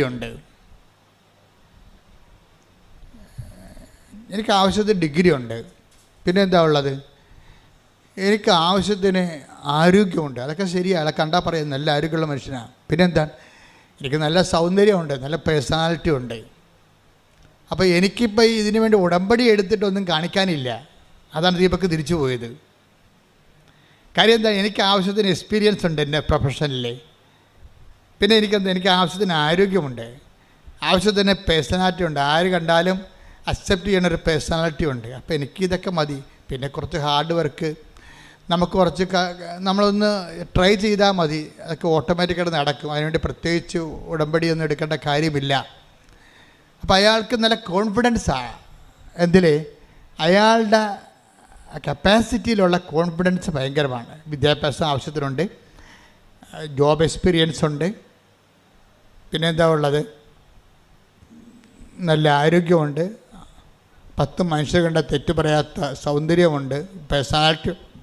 അപ്പോൾ ഇതൊക്കെ നമ്മളൊന്ന് മനസ്സ് വെച്ചാൽ മതി, എല്ലാം നടക്കും എന്നാണ് ദീപക് 13 കൊല്ലം വിചാരിച്ചുകൊണ്ടിരുന്നത്.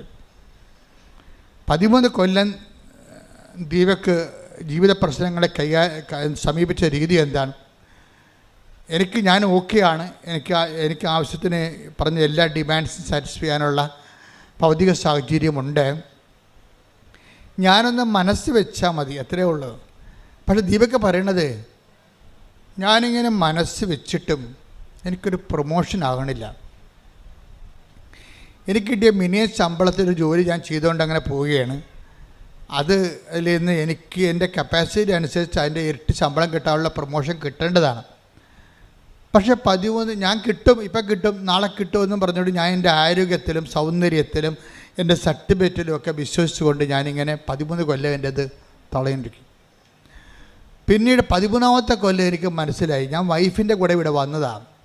അപ്പോൾ എനിക്ക് മനസ്സിലായി, ഇവിടെ ആൾക്കാർക്ക് ഉടമ്പടിയെടുത്ത് സാക്ഷ്യം പറയണതൊക്കെ ഇങ്ങനെ ഓരോരോ കാര്യത്തിന് ഉടമ്പെടുക്കേണ്ട കാര്യമില്ല. ആ സാക്ഷ്യമൊക്കെ കേട്ടപ്പോൾ അയാൾക്ക് അങ്ങനെ ഇഷ്ടപ്പെട്ടില്ല. കാരണം മനുഷ്യന്മാരൊക്കെ ഓരോ സാക്ഷ്യം പറയേണ്ടത് അയാളേക്കാൾ ക്വാളിറ്റി കുറഞ്ഞ മനുഷ്യരാണ്. അതാണ് പുള്ളി നോക്കണത്. അയാളേക്കാൾ ക്വാളിറ്റി കുറഞ്ഞ ആൾക്കാർ അവരുടെ കുറച്ച് ഭൗതിക കാര്യങ്ങൾക്ക് വേണ്ടി ഏതാണ്ടൊക്കെ എഴുതിയിട്ട് പ്രാർത്ഥിക്കണം, എന്ത് പരിപാടിയാണ്, ഇതൊന്നും എനിക്ക് ആവശ്യമില്ല എന്നുള്ളതാണ് ദീപക്കിൻ്റെ കിട്ടിയ ഇവിടെ വന്നപ്പോൾ കിട്ടിയ ഒരു അസസ്മെൻ്റ്. അതാണ്. അതിന് അദ്ദേഹം 2 പ്രാവശ്യം ഉടമ്പെടുക്കാൻ പോയി. പക്ഷേ ലൈഫിനാണെങ്കിൽ ഒരു മാറ്റമില്ല. തൻ്റെ പഴയ ജോലിയും ആ മിനിമം ശമ്പളവും ഒക്കെ ആയിട്ട് ജീവിക്കുന്നു. പക്ഷേ കുഞ്ഞുങ്ങളൊക്കെ വളർന്നു വരണ കാരണം കൂടുതൽ ഫൈനാൻസ് സാമ്പത്തികം വേണം. പക്ഷേ തനിക്ക് മുടക്കാൻ പറ്റണില്ല. തൻ്റെ കഴിവനുസരിച്ച് ജോലി കിട്ടണമില്ല, അതിനെ പറ്റിയ ഉയർന്ന ജോലി കിട്ടണില്ല. എല്ലാ ഇൻ്റർവ്യൂവിനും പോകും, അവർ ഓക്കെ ആണെന്ന് പറയും, പക്ഷേ ജോലി കിട്ടത്തില്ല. എന്നിട്ട് പഴയ ജോലി തന്നെ കണ്ടിന്യൂ ചെയ്യും. അങ്ങനെ 13 വർഷം കഴിഞ്ഞപ്പോഴാണ് പുള്ളിക്ക് തോന്നി, ഇനിയിപ്പോൾ എൻ്റെ കയ്യിൽ നിന്ന് പോയല്ലോ എന്ന് വിചാരിച്ചു. അതാണ് വിഷയം. ഉടമ്പടിയിലോട്ട് മനുഷ്യൻ വരണ ഒരു ടൈമെന്ന് പറയണത് ജീവിതം നമ്മുടെ കയ്യിൽ നിന്ന് പോകണം പോലെ നമുക്ക് തോന്നണം. നിങ്ങൾക്ക് പലപ്പോഴും അങ്ങനെ തോന്നിയല്ല ഉടമ്പടി എടുത്തിരിക്കണത്. നിങ്ങളുടെ കൂട്ടുകാരത്തി ഉടമ്പടി എടുക്കാൻ പോയപ്പോൾ എന്നാൽ ഞാനും വന്നെന്ന് പറയും. എനിക്ക് ഒറ്റയ്ക്ക് പോകാൻ കഴിയല്ലേ, ഞാൻ പല ദിവസമായിട്ട് ഉടമ്പടി എടുക്കണം വിചാരിച്ചതാണ്, അപ്പം നീ ഇപ്പോൾ പോകണ്ടല്ല എന്ന് ഞാനും വന്നു. എന്നിട്ട് ഒന്ന് ആലപ്പുഴ വരികയും ചെയ്യാം, പറ്റുമെങ്കിൽ ഒന്ന് ബീച്ചിൽ പോവുകയും ചെയ്യാം, അല്ലെങ്കിൽ ഉടമ്പടി എടുത്ത്. അപ്പോൾ അവർ തർക്കിക്കണ ഇതാണ്, ആദ്യം ഹൗസ് ബോട്ടിൽ പോയിച്ച് അത് ഉടമ്പടി എടുക്കണം, അത് ഉടമ്പടി എടുത്തിട്ട് ഹൗസ് ബോട്ടിൽ പോകണം. അതാണ് പ്രശ്നം. വേറെ പ്രശ്നങ്ങളൊന്നുമില്ല പാവത്തുങ്ങൾക്ക്. അതും തർക്കിച്ചുകൊണ്ടാണ് വരുന്നത്. അപ്പോൾ ചില പറയും, നമ്മൾ ഹൗസ് ബോട്ടിൽ പോയിച്ച് വരുമ്പോൾ ഉടമ്പടി തീർന്നാൽ എന്ത് ചെയ്യും? എന്നാൽ പിന്നെ അപ്പോൾ പറയാം, എന്നാൽ പിന്നെ നമുക്ക് ഉടമ്പടി എടുത്തിട്ട് ഹൗസ് ബോട്ടിൽ ചെല്ലാം. അപ്പോൾ ഉടമ്പടി എടുത്തിട്ട് ഉടമ്പടിക്ക് എത്ര ദിവസം നേരം വേണം? അത് 4 മണിക്കൂർ വേണം. അപ്പോൾ ഇത് 4 ഇവിടെ, പിന്നെ 1 മണിക്കൂർ ആകുമ്പോൾ 5 മണിക്കൂർ നടന്ന് അവിടെ ചെല്ലുമ്പോൾ 1 മണിക്കൂർ. അപ്പോൾ നമുക്ക് കൊടുക്കേണ്ടത് 7,000 രൂപ. 7,000 രൂപയ്ക്ക് എത്ര മണിക്കൂർ? നമുക്ക് 5 മണിക്ക് ഇറങ്ങണ്ടേ? അപ്പോൾ അത് നഷ്ടമാണല്ലേ. അപ്പോൾ ഉടമ്പടിയെക്കുറിച്ചല്ല ചിന്തിക്കണത് എന്താണ്? ഹൗസ് ബോട്ടിൽ നമ്മൾ താമസിച്ചത് 4 മണിക്കൂറിൽ നമ്മൾ 8,000 രൂപ കൊടുക്കണ്ടേ എന്നാണ് ചിന്തിക്കേണ്ടത്. ഇങ്ങനെ ഉടമ്പടി എടുക്കണവർ ഉണ്ട്, ഇല്ലെന്നല്ല, ഉണ്ട്. അപ്പോൾ ഒരു ടൈം പാസിന് അകവും കാണാം, താളിയും പറിക്കാം, ആലപ്പുഴയും പോകാം, ഉടമ്പടി എടുക്കാം, ഹൗസ് ബോട്ടിൽ പോകാം. അങ്ങനെ വന്നവരാണ് ഈ പണി മേടിക്കുന്നത്. ജീവിതത്തിൽ പെട്ടുപോയി ജീവിതം കയ്യിൽ നിന്ന് പോയെന്ന് ചിന്തിക്കുന്ന ആൾക്കാരില്ലേ, അവർ ഉടമ്പടി എടുത്ത് അതിൻ്റെ അകത്ത് കൊണ്ട് സ്റ്റിക്ക് ഓൺ ചെയ്യും. കാര്യം അവർക്ക് വേറെ ഓപ്ഷൻ ഇല്ല. അവർ ടൈം പാസിന് ഉടമ്പടി എടുത്തിരിക്കണമല്ല. അവരുടെ ജീവിതം ഇനി മുന്നോട്ട് പോകണമെങ്കിൽ ദൈവം ഇടപെടണം. കാര്യം അവർ നോക്കിയിട്ട് ആരോഗ്യമുണ്ട്, പക്ഷേ അത് വർക്കൗട്ട് ചെയ്യണില്ല. അവർക്ക് പേഴ്സണാലിറ്റി ഉണ്ട്, പക്ഷേ വർക്കൗട്ട് ചെയ്യണില്ല. 13 വർഷമായിട്ട് വർക്കൗട്ട് ചെയ്യണില്ല. നല്ല പ്രൊഫഷനുണ്ട്, നല്ല ശമ്പളം, നല്ല സർട്ടിഫിക്കറ്റ് ഉണ്ട്, പക്ഷേ വർക്കൗട്ട് ചെയ്യണില്ല. ഇങ്ങനെ ഇതൊന്നും നടപടിയിൽ വരാത്തപ്പോഴാണ് ആൾക്കാർ ഉടമ്പടി എടുക്കുന്നത്. പക്ഷേ ഉടമ്പടി എടുക്കുമ്പോൾ ഉണ്ടാകുന്ന പ്രശ്നമെന്ന് പറയണത്, ഇത് ബൈലാറ്ററൽ എഗ്രിമെൻ്റ് അല്ലേ. ഇപ്പം ദീപക്ക് എന്താ സംഭവിച്ചത്? ദീപക്ക് ഉടമ്പടി എടുത്ത് ജീവിതം കയ്യിൽ നിന്ന് പോയെന്ന് കണ്ടപ്പോൾ പുള്ളിക്കാരനെ ഉടമ്പടി എടുത്ത് എന്ത് ചെയ്ത്? ആ ഉടമ്പടി പത്രവും ആ ഉടമ്പടി തിരിയും കാശുരൂപവും ഉപ്പും തൈലും എല്ലാം കൊണ്ടേ പുള്ളി പെട്ടി വെച്ച് പൂട്ടി. എന്നിട്ട് കൂട്ടുകാരൻ്റെ കല്യാണത്തിന് പോയി. പിന്നെ ചെയ്യാമെന്നും പറഞ്ഞു. അതാണ് സംഭവം. അപ്പം തന്നെ ഒരു തീരുമാനമാകും ഉടമ്പടിക്ക്. മനസ്സിലായില്ലേ? ഇതാണ് എല്ലാവർക്കും എൻ്റെ അബദ്ധം. അതാണേ ദീപക്ക് ചെയ്തിരിക്കണത്. ഇത് അപ്പോഴതിൻ്റെ അർത്ഥം വെച്ച് കഴിഞ്ഞാൽ ഇത് വർക്കൗട്ട് ചെയ്യുമായിരിക്കും, ചെയ്താൽ കൊള്ളാം. അങ്ങനെ വരട്ടെ, നമുക്ക് എല്ലാം ഒന്ന് സെറ്റ് ചെയ്തിട്ട് പതുക്കെ തുടങ്ങാം എന്നൊക്കെ പറഞ്ഞുകൊണ്ട് നമ്മളീ പതുക്കെ തുടങ്ങാമെന്ന് വെച്ച് കഴിഞ്ഞാൽ ഉടമ്പടിയിൽ ദൈവത്തിൻ്റെ ഒരു കാര്യവും പതുക്കെ നടക്കത്തില്ല. അത് എപ്പോഴും ഓർത്തേക്കണം. ഒന്നാമത് മരിയൻ സ്പിരിച്വാലിറ്റി എന്ന് പറയണത് ദൈവവചനം കേട്ടാൽ അപ്പം തന്നെ സാംസൺ എന്താ ചെയ്യുക, ഫിലിസ്ത്യന്മാരുടെ പാളയത്തിലേക്ക് കുറുക്കന്മാരെ എടുത്തിട്ട് 100 കുറുക്കന്മാരെ എടുത്തിട്ട് കുറുക്കന്മാരുടെ വാലയിൽ പഴന്തുണി കെട്ടിയിട്ട് എണ്ണ ഒഴിച്ചത്. എന്നിട്ട് കുറുക്കന്മാരുടെ വാലയിൽ 100 കുറുക്കന്മാരുടെ വാലിൽ പഴന്തുണി ചുറ്റിയിട്ട് എണ്ണ ഒഴിച്ചിട്ട് അത് കത്തിച്ച്. അപ്പോൾ വാലിന് തീ പിടിച്ച കുറുക്കന്മാർ റോക്കറ്റ് പോലെ ഇടിച്ച് പന്തം പോലെ ഫിലിസ്ത്യൻ പാളയത്തിലേക്ക് ഇടിച്ച് കയറി അത് മൊത്തം കത്തിച്ച് കളഞ്ഞു. അതാണ് ഉടമ്പടിയുടെ സ്പീഡ് എന്ന് പറയണത്. ദൈവസ്നേഹം കൊണ്ട് വാലിൽ തീ പിടിക്കണം. അല്ലാതെ നനഞ്ഞിരുന്ന ഇത് കൂട്ടുകാരുടെ കല്യാണം കഴിയട്ടെ, അത് കഴിയുമ്പോൾ മകനെയും കൊണ്ട് അഡ്മിഷന് പോകണം, അതും കഴിയട്ടെ, എല്ലാം കഴിഞ്ഞിട്ട് നമുക്ക് ഉടമ്പടിയിലേക്ക് വരാമെന്ന് പറഞ്ഞാൽ ഇത് നിങ്ങൾ വരുമായിരിക്കും, പക്ഷേ ഉടമ്പടി വർക്കൗട്ട് ചെയ്യത്തില്ല. കാര്യം ഉടമ്പടിയുടെ പ്രശ്നം ആൻഡ് ഇമ്മീഡിയറ്റ്ലി എന്നാണ്. ബൈബിൾ എപ്പോഴും നിൽക്കണം. മാർക്കോസിൻ്റെ ഒക്കെ സുവിശേഷം നിൽക്കുമ്പോൾ അതിനൊരു മിനിമം സ്പീഡുണ്ട്. ഈശോയുടെ എല്ലാ ആക്ഷനും അമ്മയുടെയും ഈശോൻ്റെ ആക്ഷൻ എല്ലാം. ഇപ്പം അമ്മ തന്നെ തിടുക്കത്തിപ്പോയി. എലിസബത്തിനെ കാണാൻ പറഞ്ഞപ്പോൾ എന്താ, ഒന്ന് take the bed of God, സ്തുതിക്കട്ടെ, ഹല്ലേലൂയ. യേശുവേ നന്ദി, യേശുവേ സ്തുതി, യേശുവേ ആരാധന ആരാധന ആരാധന ആരാധന. ലൂക്ക 1:39. ലൂക്ക 1:39 കേട്ടോ. ആ ദിവസങ്ങളിൽ മറിയം യൂദയായിലെ മലമ്പ്രദേശത്തുള്ള ഒരു പട്ടണത്തിലേക്ക് തിടുക്കത്തിൽ യാത്ര പുറപ്പെട്ടു. അപ്പം മറിയം പോകുമ്പോൾ യാത്ര പുറപ്പെട്ടെന്ന് പറഞ്ഞാൽ മതി. അത് തിടുക്കം പറയേണ്ട ഒരു കാര്യം അവിടെ ഇല്ല. അത് തിടുക്കം പറഞ്ഞില്ലെങ്കിലും ആ ബൈബിളിൽ ആ വചനം നിന്നോളും. സെൽഫ് സപ്പോർട്ടീവാണ്. പക്ഷേ ഈ ലൂക്ക പറയണ മറിയം ഇങ്ങനെ ചെല്ലട്ടെ എന്ന് പറഞ്ഞാൽ ആൾക്കാർ നടക്കത്തില്ല. അങ്ങനെയല്ല പോയത്. എന്താണ്, ഇടിച്ച് കുത്തി ഒറ്റപ്പോക്കാണ് പോയത്. അതായത് റോക്കറ്റ് സ്പീഡാണ്. ഉടമ്പടിയിൽ നിങ്ങൾ കൈകാര്യം ചെയ്യുന്ന സ്പീഡാണ് ഉടമ്പടിയുടെ ഉടമ്പടി ഫയർ ആകുന്നതിൻ്റെ ഒരു മോഡ് അതാണ്. അപ്പോൾ എപ്പോഴും നമ്മൾ ചെയ്യണം, ഉടമ്പടി ചെയ്യുമ്പോൾ തളർന്നു കുത്തി ഇനി ആർക്കാണ് ഈ പത്രം കൊടുക്കേണ്ടത്, ആര് മേടിക്കുക, അവരിങ്ങോട്ടേക്കാണ് തിരിച്ചു തരിക, ഇങ്ങനെ അളിഞ്ഞ മോന്ത്യമായിട്ട് ഉടമ്പടി ചെയ്താൽ നിൻ്റെ ജീവിതം ഇങ്ങനെ അളിഞ്ഞിരിക്കേ ഉള്ളത്. അതുകൊണ്ടാണ് ഞാൻ പറഞ്ഞത്, ആദ്യമേ നിങ്ങൾ ഈ പത്രം വെച്ച് പ്രാർത്ഥിക്കണം. ഇവിടെയൊക്കെ ആദ്യം സിംഹങ്ങളാണ് ഇവിടെ ഉടമ്പടി എടുത്തിരിക്കുന്നത്. അവർക്ക് ഉടമ്പടി എടുക്കുമ്പോൾ തന്നെ അപ്പം തന്നെ ഒരു ദിവസം ഒരു ആങ്ങളെയും പെങ്ങളും ഞാൻ നോക്കുമ്പോൾ ഒരു പള്ളിയിൽ ബൈക്കിൽ പോവുകയാണ്. പെങ്ങളെ പുറകെ ഇരിക്കുന്ന ആങ്ങളെ വണ്ടി ഓടിക്കണം. 2 ചെറുപ്പക്കാരാണ്, 10, 22, 23 വയസ്സുണ്ട്. ഇതുങ്ങൾ എന്താ ചെയ്യണം നോക്കുമ്പോൾ പള്ളി കൊണ്ടുവന്ന് ബൈക്ക് ഇറങ്ങി വെച്ചും പടപടാന്ന് പള്ളി പിരിയണ സമയത്ത് തന്നെ എല്ലാവർക്കും പ്രാർത്ഥിച്ച്, അമ്മയുടെ പത്രമാണ്, നിങ്ങളുടെ ജീവിതം മാറി മറിക്കും, നിങ്ങളത് വായിക്കണം, മറ്റവർക്ക് വായിച്ചതിന് ശേഷം കൊടുക്കണം എന്നൊക്കെ പറഞ്ഞ് പടപട കൊടുത്തിട്ട് അവരപ്പത്തേന് അടുത്ത വണ്ടി 5 മിനിറ്റ് 10 മിനിറ്റ് കൊണ്ട് അവർ ആ മിഷൻ കറക്റ്റ് ചെയ്തിട്ട് അടുത്ത പള്ളി ആ പള്ളി ഇപ്പോൾ എപ്പോഴാണ് പിരിയുമെന്ന് അവർക്ക് അറിയത്തില്ല. ആ പള്ളി പിരിയുമ്പോൾ അവിടെ എത്തണം, അടുത്ത പള്ളി എത്തണം. അപ്പോൾ ഇങ്ങനെ ഈ വാലിൽ തീ പിടിച്ച കുറുക്കന്മാരെ പോലെ ഈ സാധനം ചെയ്യണത്. അപ്പം അങ്ങനെ വരുമ്പോൾ അതായത് ഉടമ്പടി വരുമ്പോൾ ഉടമ്പടിയുടെ എല്ലാ കാര്യവും അങ്ങനെയാണ്. ആ രോഗിനെ കാണണം, അച്ഛൻ പറഞ്ഞിട്ടുണ്ട്, രോഗിനെ കാണണമെന്ന് പറഞ്ഞിട്ടുണ്ട്. എവിടെ ഇപ്പോൾ രോഗികൾ വല്ലയിടത്തും ഉണ്ട്, ഇന്ത്യയിൽ രോഗി വല്ലയിടത്തും ഉണ്ടാകുന്നു, ഇന്ത്യയിലെ രോഗികൾ വല്ലയിടത്തും ഉണ്ടാകുന്നു. എവിടെയാണ് കൊച്ചമ്മ ചേച്ചി വലിയമ്മ ആശുപത്രി പോയിട്ട് വന്നാ, അമ്മ എന്താണ് വലിയമ്മ ആശുപത്രിയിലായിരുന്നില്ല വന്നാ, എന്നിരുന്നാ ഇവർക്ക് ആശുപത്രി പോകാൻ കഴിയില്ല, വീട്ടിലാകുമ്പോൾ പോയാൽ മതിയല്ല. അപ്പോൾ ഇങ്ങനെ ഉഡായിപ്പ് കാണിച്ചാൽ ഉടമ്പടിയിൽ സംഗതി കുഴപ്പമാകും. ഉടമ്പടി ആയാൽ നിങ്ങൾ എന്ത് ചെയ്തു എന്നല്ല ചോദിക്കണത്, നിങ്ങളത് എന്ത് സ്പിരിറ്റിൽ ചെയ്തു എന്നാണ് ചോദിക്കണത്, എന്ത് അരൂപിലാണ് ചെയ്യുന്നത്. ഇനി പ്രത്യാശക്കാലമാകുമ്പോൾ വിശ്വാസത്തിൻ്റെ കാലത്തിന് കുഴപ്പമില്ല, ദൈവം പടപടാന്ന് ഇൻസെൻറ്റീവ് ചെയ്യും. വിശ്വാസത്തിൻ്റെ കാലത്തിൻ്റെ ഗുണമെന്ന് പറയണത് പടപടാന്ന് കുറേ അനുഗ്രഹം കിട്ടും, എന്നിട്ട് പടേന്ന് നിൽക്കും, സ്വിച്ച് ഇട്ട പോലെ നിൽക്കും. നമ്മുടെ ഇപ്പോഴത്തെ മഴ പോലെ ഇപ്പോഴത്തെ മഴ പോലെ സ്വിച്ചിട്ട പോലെ നിൽക്കും. വരും ഇങ്ങനെ ഉരുടുമെന്നും പറഞ്ഞ് വരും, സ്വിച്ചിട്ട പോലെ സഡൻ ബ്രേക്ക് ആകും.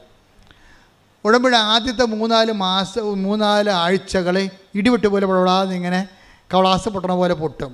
പിന്നെ ഒറ്റ നിപ്പാണ്, പിന്നെ അനങ്ങത്തിൽ ഈ സംഭവം. എന്താണ്? വിശ്വാസകാലം കഴിഞ്ഞു, ഇനി പ്രത്യാശക്കാലമാണ്. ഈ പ്രത്യാശക്കാലത്ത് പറയുമ്പോൾ ദൈവം ആ സമയത്ത് വാച്ച് ചെയ്യണത് നിന്നെ വാച്ച് ചെയ്തുകൊണ്ടിരിക്കും. ഈ പ്രത്യാശക്കാലത്ത് നീ എന്ത് ചെയ്ത്? മിക്കവാറും ദൈവാനുഗ്രഹം കൊണ്ടൊരു 60% ആൾക്കാർ കിടന്ന് ഉറക്കമായിരിക്കും പ്രത്യാശക്കാലത്ത്.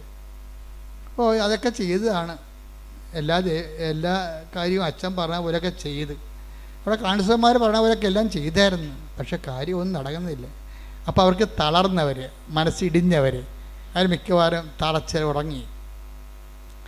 ഈ ടൈമിന് ദൈവം സെസ് ഏർപ്പെടുത്തിയിട്ടുണ്ട്. എന്ന് വെച്ചാൽ ഒരുമാതിരിപ്പെട്ട അലപലാദികളെല്ലാം ഉടമ്പടിയിൽ നിന്ന് മാറ്റും. കാര്യം ഉടമ്പടി ദൈവമായിട്ടുള്ള ഏർപ്പാടല്ലേ, അത് ബയലാട്ടറൽ എഗ്രിമെൻ്റ് അല്ലേ. അപ്പം നീ ഉടമ്പടിക്ക് യോഗ്യമല്ലെന്ന് കണ്ടു കഴിഞ്ഞാൽ പിന്നീട് നിങ്ങൾക്ക് ഉടമ്പടി കണ്ടിന്യൂ ചെയ്യാൻ പറ്റാത്ത രീതിയിലേക്ക് മാറ്റും. പക്ഷേ ചില വിദ്വാന്മാർക്ക് കാര്യങ്ങളറിയാം. അവിടെ പഴയകാല ഹിസ്റ്ററിയും ഫയലുമൊക്കെ ദൈവത്തിൻ്റെ അടുത്തുണ്ട്. ഇപ്പം ഇത്തിരി മാന്യം കാണിച്ചാൽ ഇവിടെ തിരിച്ചു വരുമെന്ന് ദൈവത്തിന് അറിയാം. കഴിഞ്ഞ കാല ചരിത്രം അതാണ്. അതുകൊണ്ട് ദൈവം ഒരു ചെറിയൊരു അനുഗ്രഹമൊക്കെ ഭിന്നിച്ച് കാണിച്ചിട്ട് അവളൊന്നൊരു ഇൻസെൻറ്റീവ് കൊടുത്തിട്ട്, കാരണം ദൈവം നിങ്ങൾ ഉടമ്പടി തുടരാൻ ദൈവം ആഗ്രഹിക്കുന്നുണ്ട്. അതെന്താ പ്രശ്നം വെച്ച് കഴിഞ്ഞാൽ ഉടമ്പടി ഒരു ജീവിത രീതിയാണ്. അത് പറമ്പ് വിൽക്കാനും ജപ്തി മാറാനും വേണ്ടിയുള്ള തൽക്കാലത്തേക്കുള്ള സൂത്രപ്പണിയല്ലത്. അപ്പം അങ്ങനെ അതാണ്. അത് കഴിയുമ്പോൾ ഇത് നിർത്താമെന്നൊക്കെ പറഞ്ഞ് ഉടമ്പടിയിൽ ആ രീതിയിൽ ഉടമ്പടിയെ കാണുന്ന ആൾക്കാരെ കുറച്ച് കഴിയുമ്പോൾ ദൈവം വകഞ്ഞു മാറ്റും, ആ മേഖലയിൽ നിന്ന് മാറ്റും. എന്നിട്ട് ദൈവം നിലനിർത്തും, ബാക്കിയുള്ള 40% നിലനിർത്തും. ഈ 40%-ത്തെക്കുറിച്ചാണ് സക്കറിയ ഇന്ന് പറയണത്. സക്കറിയ ഞാൻ കണ്ടില്ലേ, ഞാൻ കണ്ണും പൂട്ടി വചനം എടുത്തപ്പോൾ എന്താ പറയണത്? അവശേഷിക്കുന്നവർ അവകാശം. Take the word of God. സക്കറിയ 8:12. സക്കറിയ 8:12 എന്താ? ഞാൻ സമാധാനം വിതയ്ക്കും. ഞാൻ സമാധാനം വിതയ്ക്കും. മുന്തിരി ഫലം നൽകും. നിലം വിളവ് നൽകും. ആകാശം മഞ്ഞു പൊഴിക്കും. ഈ ജനത്തിൽ അവശേഷിക്കുന്നവർ ഇതെല്ലാം അവകാശമാക്കാൻ ഞാൻ ഇടയാക്കും. അതാ വിഷയം. അവശേഷിക്കുന്നവരാണ് അവകാശം പ്രാപിക്കുന്നത്, അല്ലാതെ ആരംഭശൂരത്വം കാണിക്കുന്നവരല്ല. ഈ ആരംഭശൂരത്വക്കാരെ കർത്താവിന് നല്ലവണ്ണം അറിയാം. അതുകൊണ്ട് തന്നെ അനുഗ്രഹം ആദ്യത്തെ ഒരു സെക്ഷൻ കഴിഞ്ഞിട്ട് സ്വിച്ചിട്ട പോലെ അനുഗ്രഹം നിൽക്കും. പ്രത്യാശയുടെ സമയത്തേക്ക് ചെല്ലുമ്പോൾ ഇത് ലാഗ് ചെയ്യും. എന്നിട്ട് 60% പേര് പിരിഞ്ഞു പോരും. പിരിഞ്ഞു പോണതല്ല, പിന്നീട് ഒരിക്കലും ആലപ്പുഴ വരത്തില്ല. അതാണ് സംഭവം. അത് ഇവിടെ ഈ ഉടമ്പടിക്ക് മാത്രമുള്ളതല്ല, ദൈവമായിട്ട് ബന്ധമുള്ള എല്ലാ വിഷയവും അങ്ങനെയാണ്. ആദ്യം കുറച്ച് ഇൻസെൻറ്റീവ് കാണിക്കും, അപ്പോൾ കുറേ ആൾക്കാർ വെക്കാനായി വെള്ളം വീഞ്ഞാക്കും. അതുപോലെ തന്നെ കടനിമിത്തം നടക്കും. അതുപോലെ തന്നെ മത്സ്യങ്ങൾ വർദ്ധിപ്പിക്കും. അങ്ങനെ കുറേ അത്ഭുതങ്ങൾ നടന്നു കഴിയുമ്പോൾ ഒത്തിരി പേര് കർത്താവിലേക്ക് വരും. കുറേ അണ്ണന്മാർ ശിഷ്യന്മാരാകും. ആ ശിഷ്യന്മാരുടെ കൂട്ടത്തിൽ കുറച്ച് കഴിയുമ്പോൾ ഈ സ്നേഹത്തിൻ്റെ കാലം തുടങ്ങും. പ്രത്യാശയുടെ കാലം കഴിഞ്ഞ് പിന്നെ വേണ്ടത് കുറച്ചുകൂടി ബുദ്ധിമുട്ടാണ്. എന്താ കാര്യം? അവിടെ സ്നേഹം മാത്രമേ ഇൻവെസ്റ്റ് ചെയ്യത്തുള്ളൂ. അവിടെ നിങ്ങളുടെ ജോലി, വീട്, വിവാഹം, അങ്ങനെ ഒരു കാര്യവും ദൈവം അഡ്രസ്സ് ചെയ്യത്തില്ല. ദൈവം നോക്കും നിൻ്റെ സ്നേഹം വളർന്നു എന്ന് നോക്കും. അതാണ് സ്നേഹത്തിൻ്റെ കാലം എന്ന് പറയണത്. ഉടമ്പടിയുടെ സ്നേഹത്തിൻ്റെ കാലത്ത് നോ സൈൻ, അടയാളമൊന്നുമില്ല. ആശുഷ ജീവിതം ഇങ്ങനെ പോകും. പണ്ടുമ്പോൾ ഉടമ്പടി എടുക്കാഞ്ഞ കാലത്ത് എങ്ങനെയായിരുന്നു, ഏതാണ്ട് അതുപോലെയൊക്കെ തന്നെ പോകും. അപ്പോൾ ദൈവം പരിശുദ്ധാത്മാവ് ഉണ്ടെങ്കിൽ ദൈവം പറയും ഇത് സ്നേഹത്തിൻ്റെ കാലമാണ്. ഇവിടെ നമ്മുടെ ഈ ഡിപ്പോസിറ്റ് എന്ന് പറയുന്നത് സ്നേഹം മാത്രമാണ്. ജോലിക്ക് വേണ്ടിയുള്ള പ്രാർത്ഥന ഒന്നും ഏക്കത്തില്ല.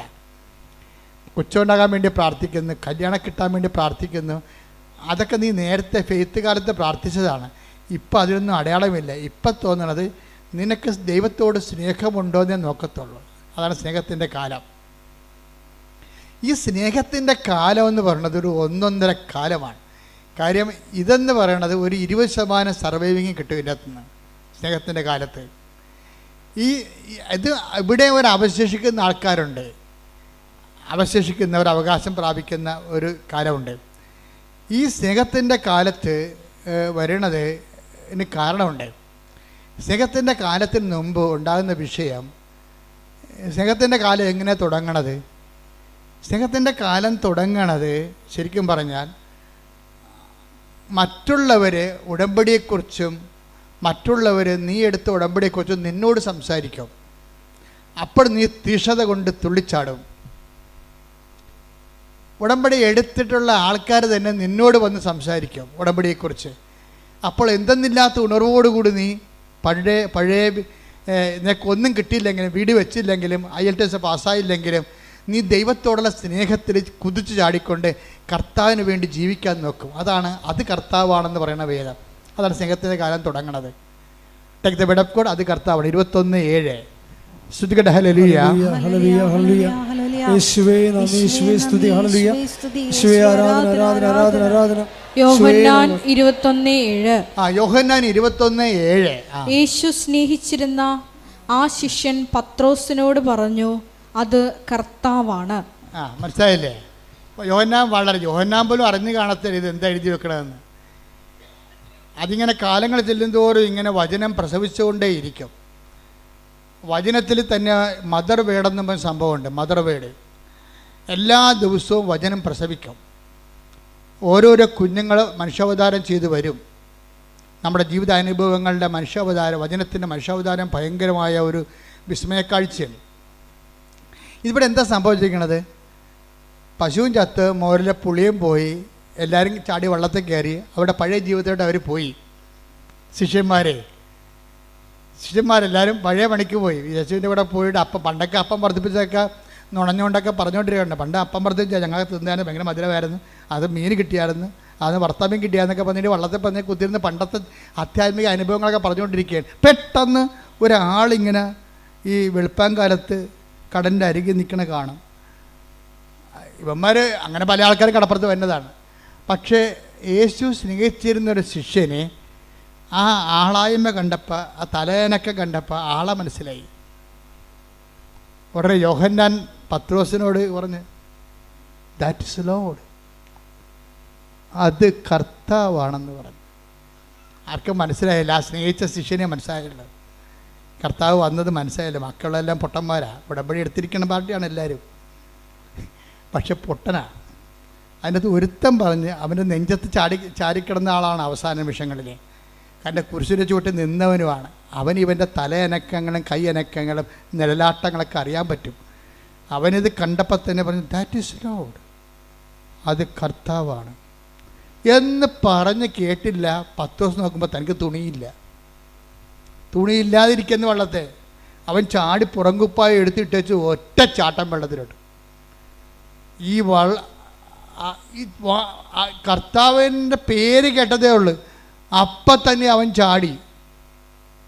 ആദ്യം ഞങ്ങൾ പണിക്ക് പോകണമെന്ന് പറഞ്ഞ പാർട്ടിയാണ്.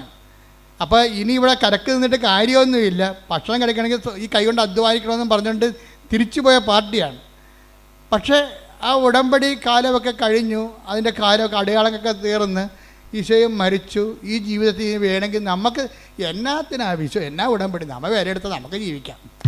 ആൾക്കാർ പറയത്തില്ലേ, നാട്ടുകാർ പറയണില്ലേ, എന്നാ പാർട്ടി, നമ്മൾ വില എടുത്താൽ നമുക്ക് ജീവിക്കാം. അതിപ്പോൾ പാർട്ടി മാത്രമല്ല, ആധ്യാത്മിക മേഖലയിലുണ്ട്.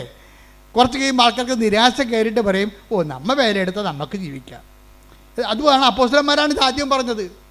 ഞാൻ പണിക്ക് പോകാൻ പോകണമെന്ന് പറയും, ഞാൻ പണിക്ക് പോകാൻ പോകണം. അപ്പോൾ പറയും മറ്റുള്ളവരും അണ്ണന്മാരും പറഞ്ഞു ഞങ്ങളും വരണമെന്ന് പറഞ്ഞു. എല്ലാം കൂടി കെട്ടിയെടുത്ത് പോയതാണ്.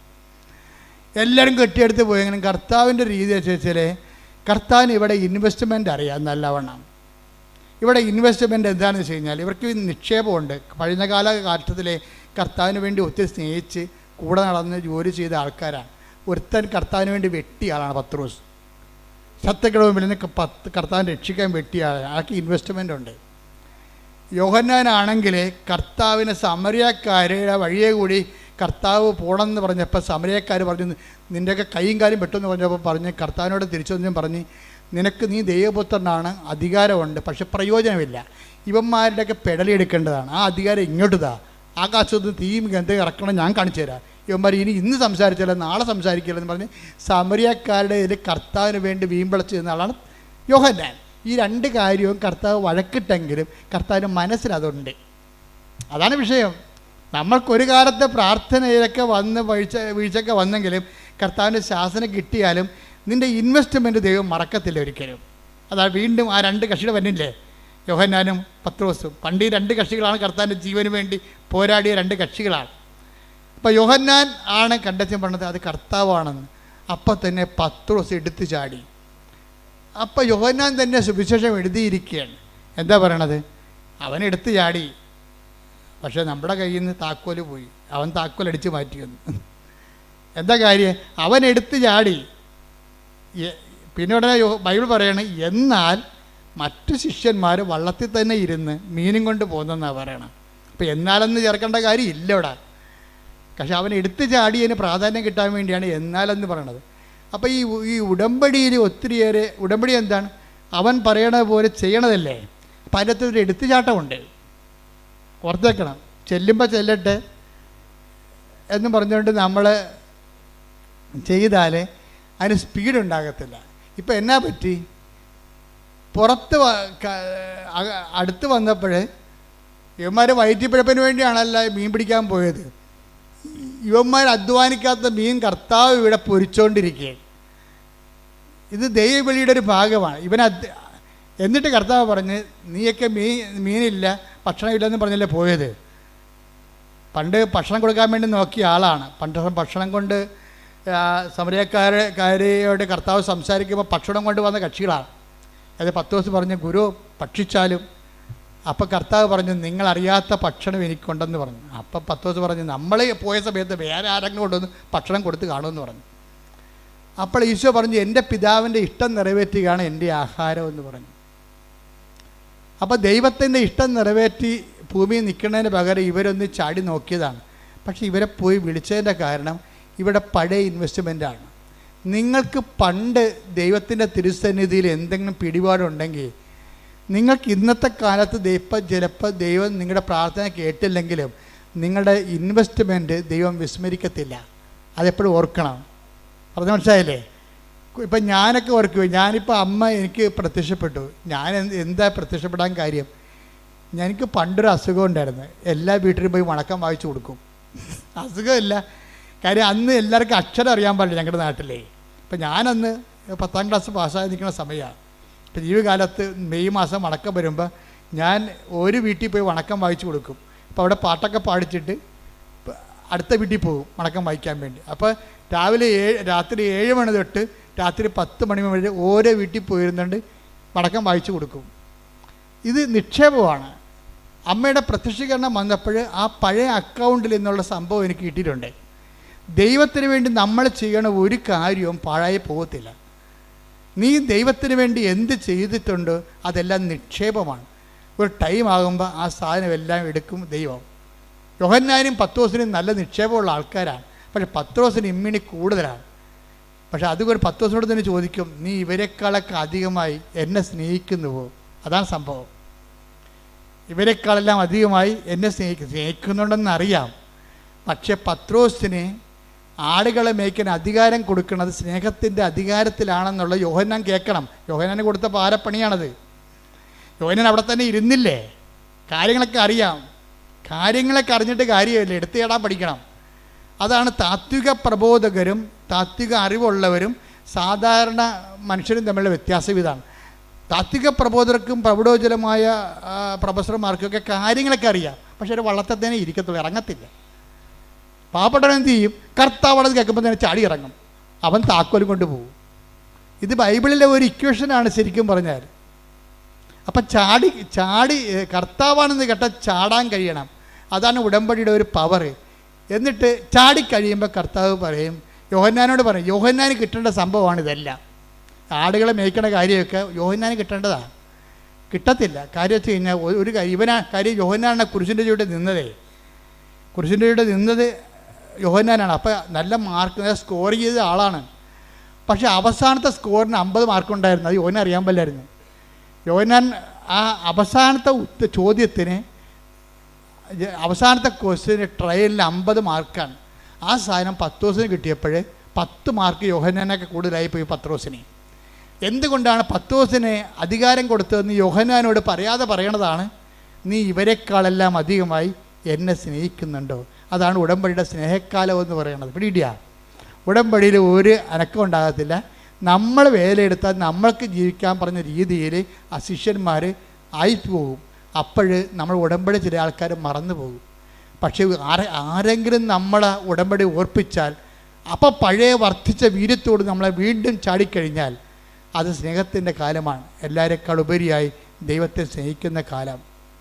അപ്പോൾ എല്ലാവരെക്കാൾ ഉപരിയായി ദൈവത്തെ സ്നേഹിക്കുക എന്നുള്ള ഒരു ഉടമ്പടിയുടെ ഒരു നിബന്ധന ബൈബിൾ മുഴുവൻ നിറഞ്ഞു നിൽക്കുന്ന ഒരു ക്യാപിറ്റൽ വെളിപാടാണ്.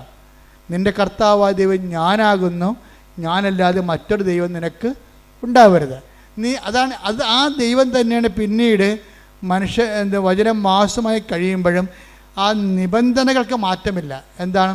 നിത്യജീവൻ പ്രാപിക്കാൻ ഞാൻ എന്ത് ചെയ്യണമെന്ന് ചോദിക്കുമ്പോൾ പറയും, എല്ലാത്തിനേക്കാൾ ഉപരിയായി ദൈവത്തെ സ്നേഹിക്കുക, നിന്നെപ്പോലെ തന്നെ നിൻ്റെ അയൽക്കാരനെ സ്നേഹിക്കുക.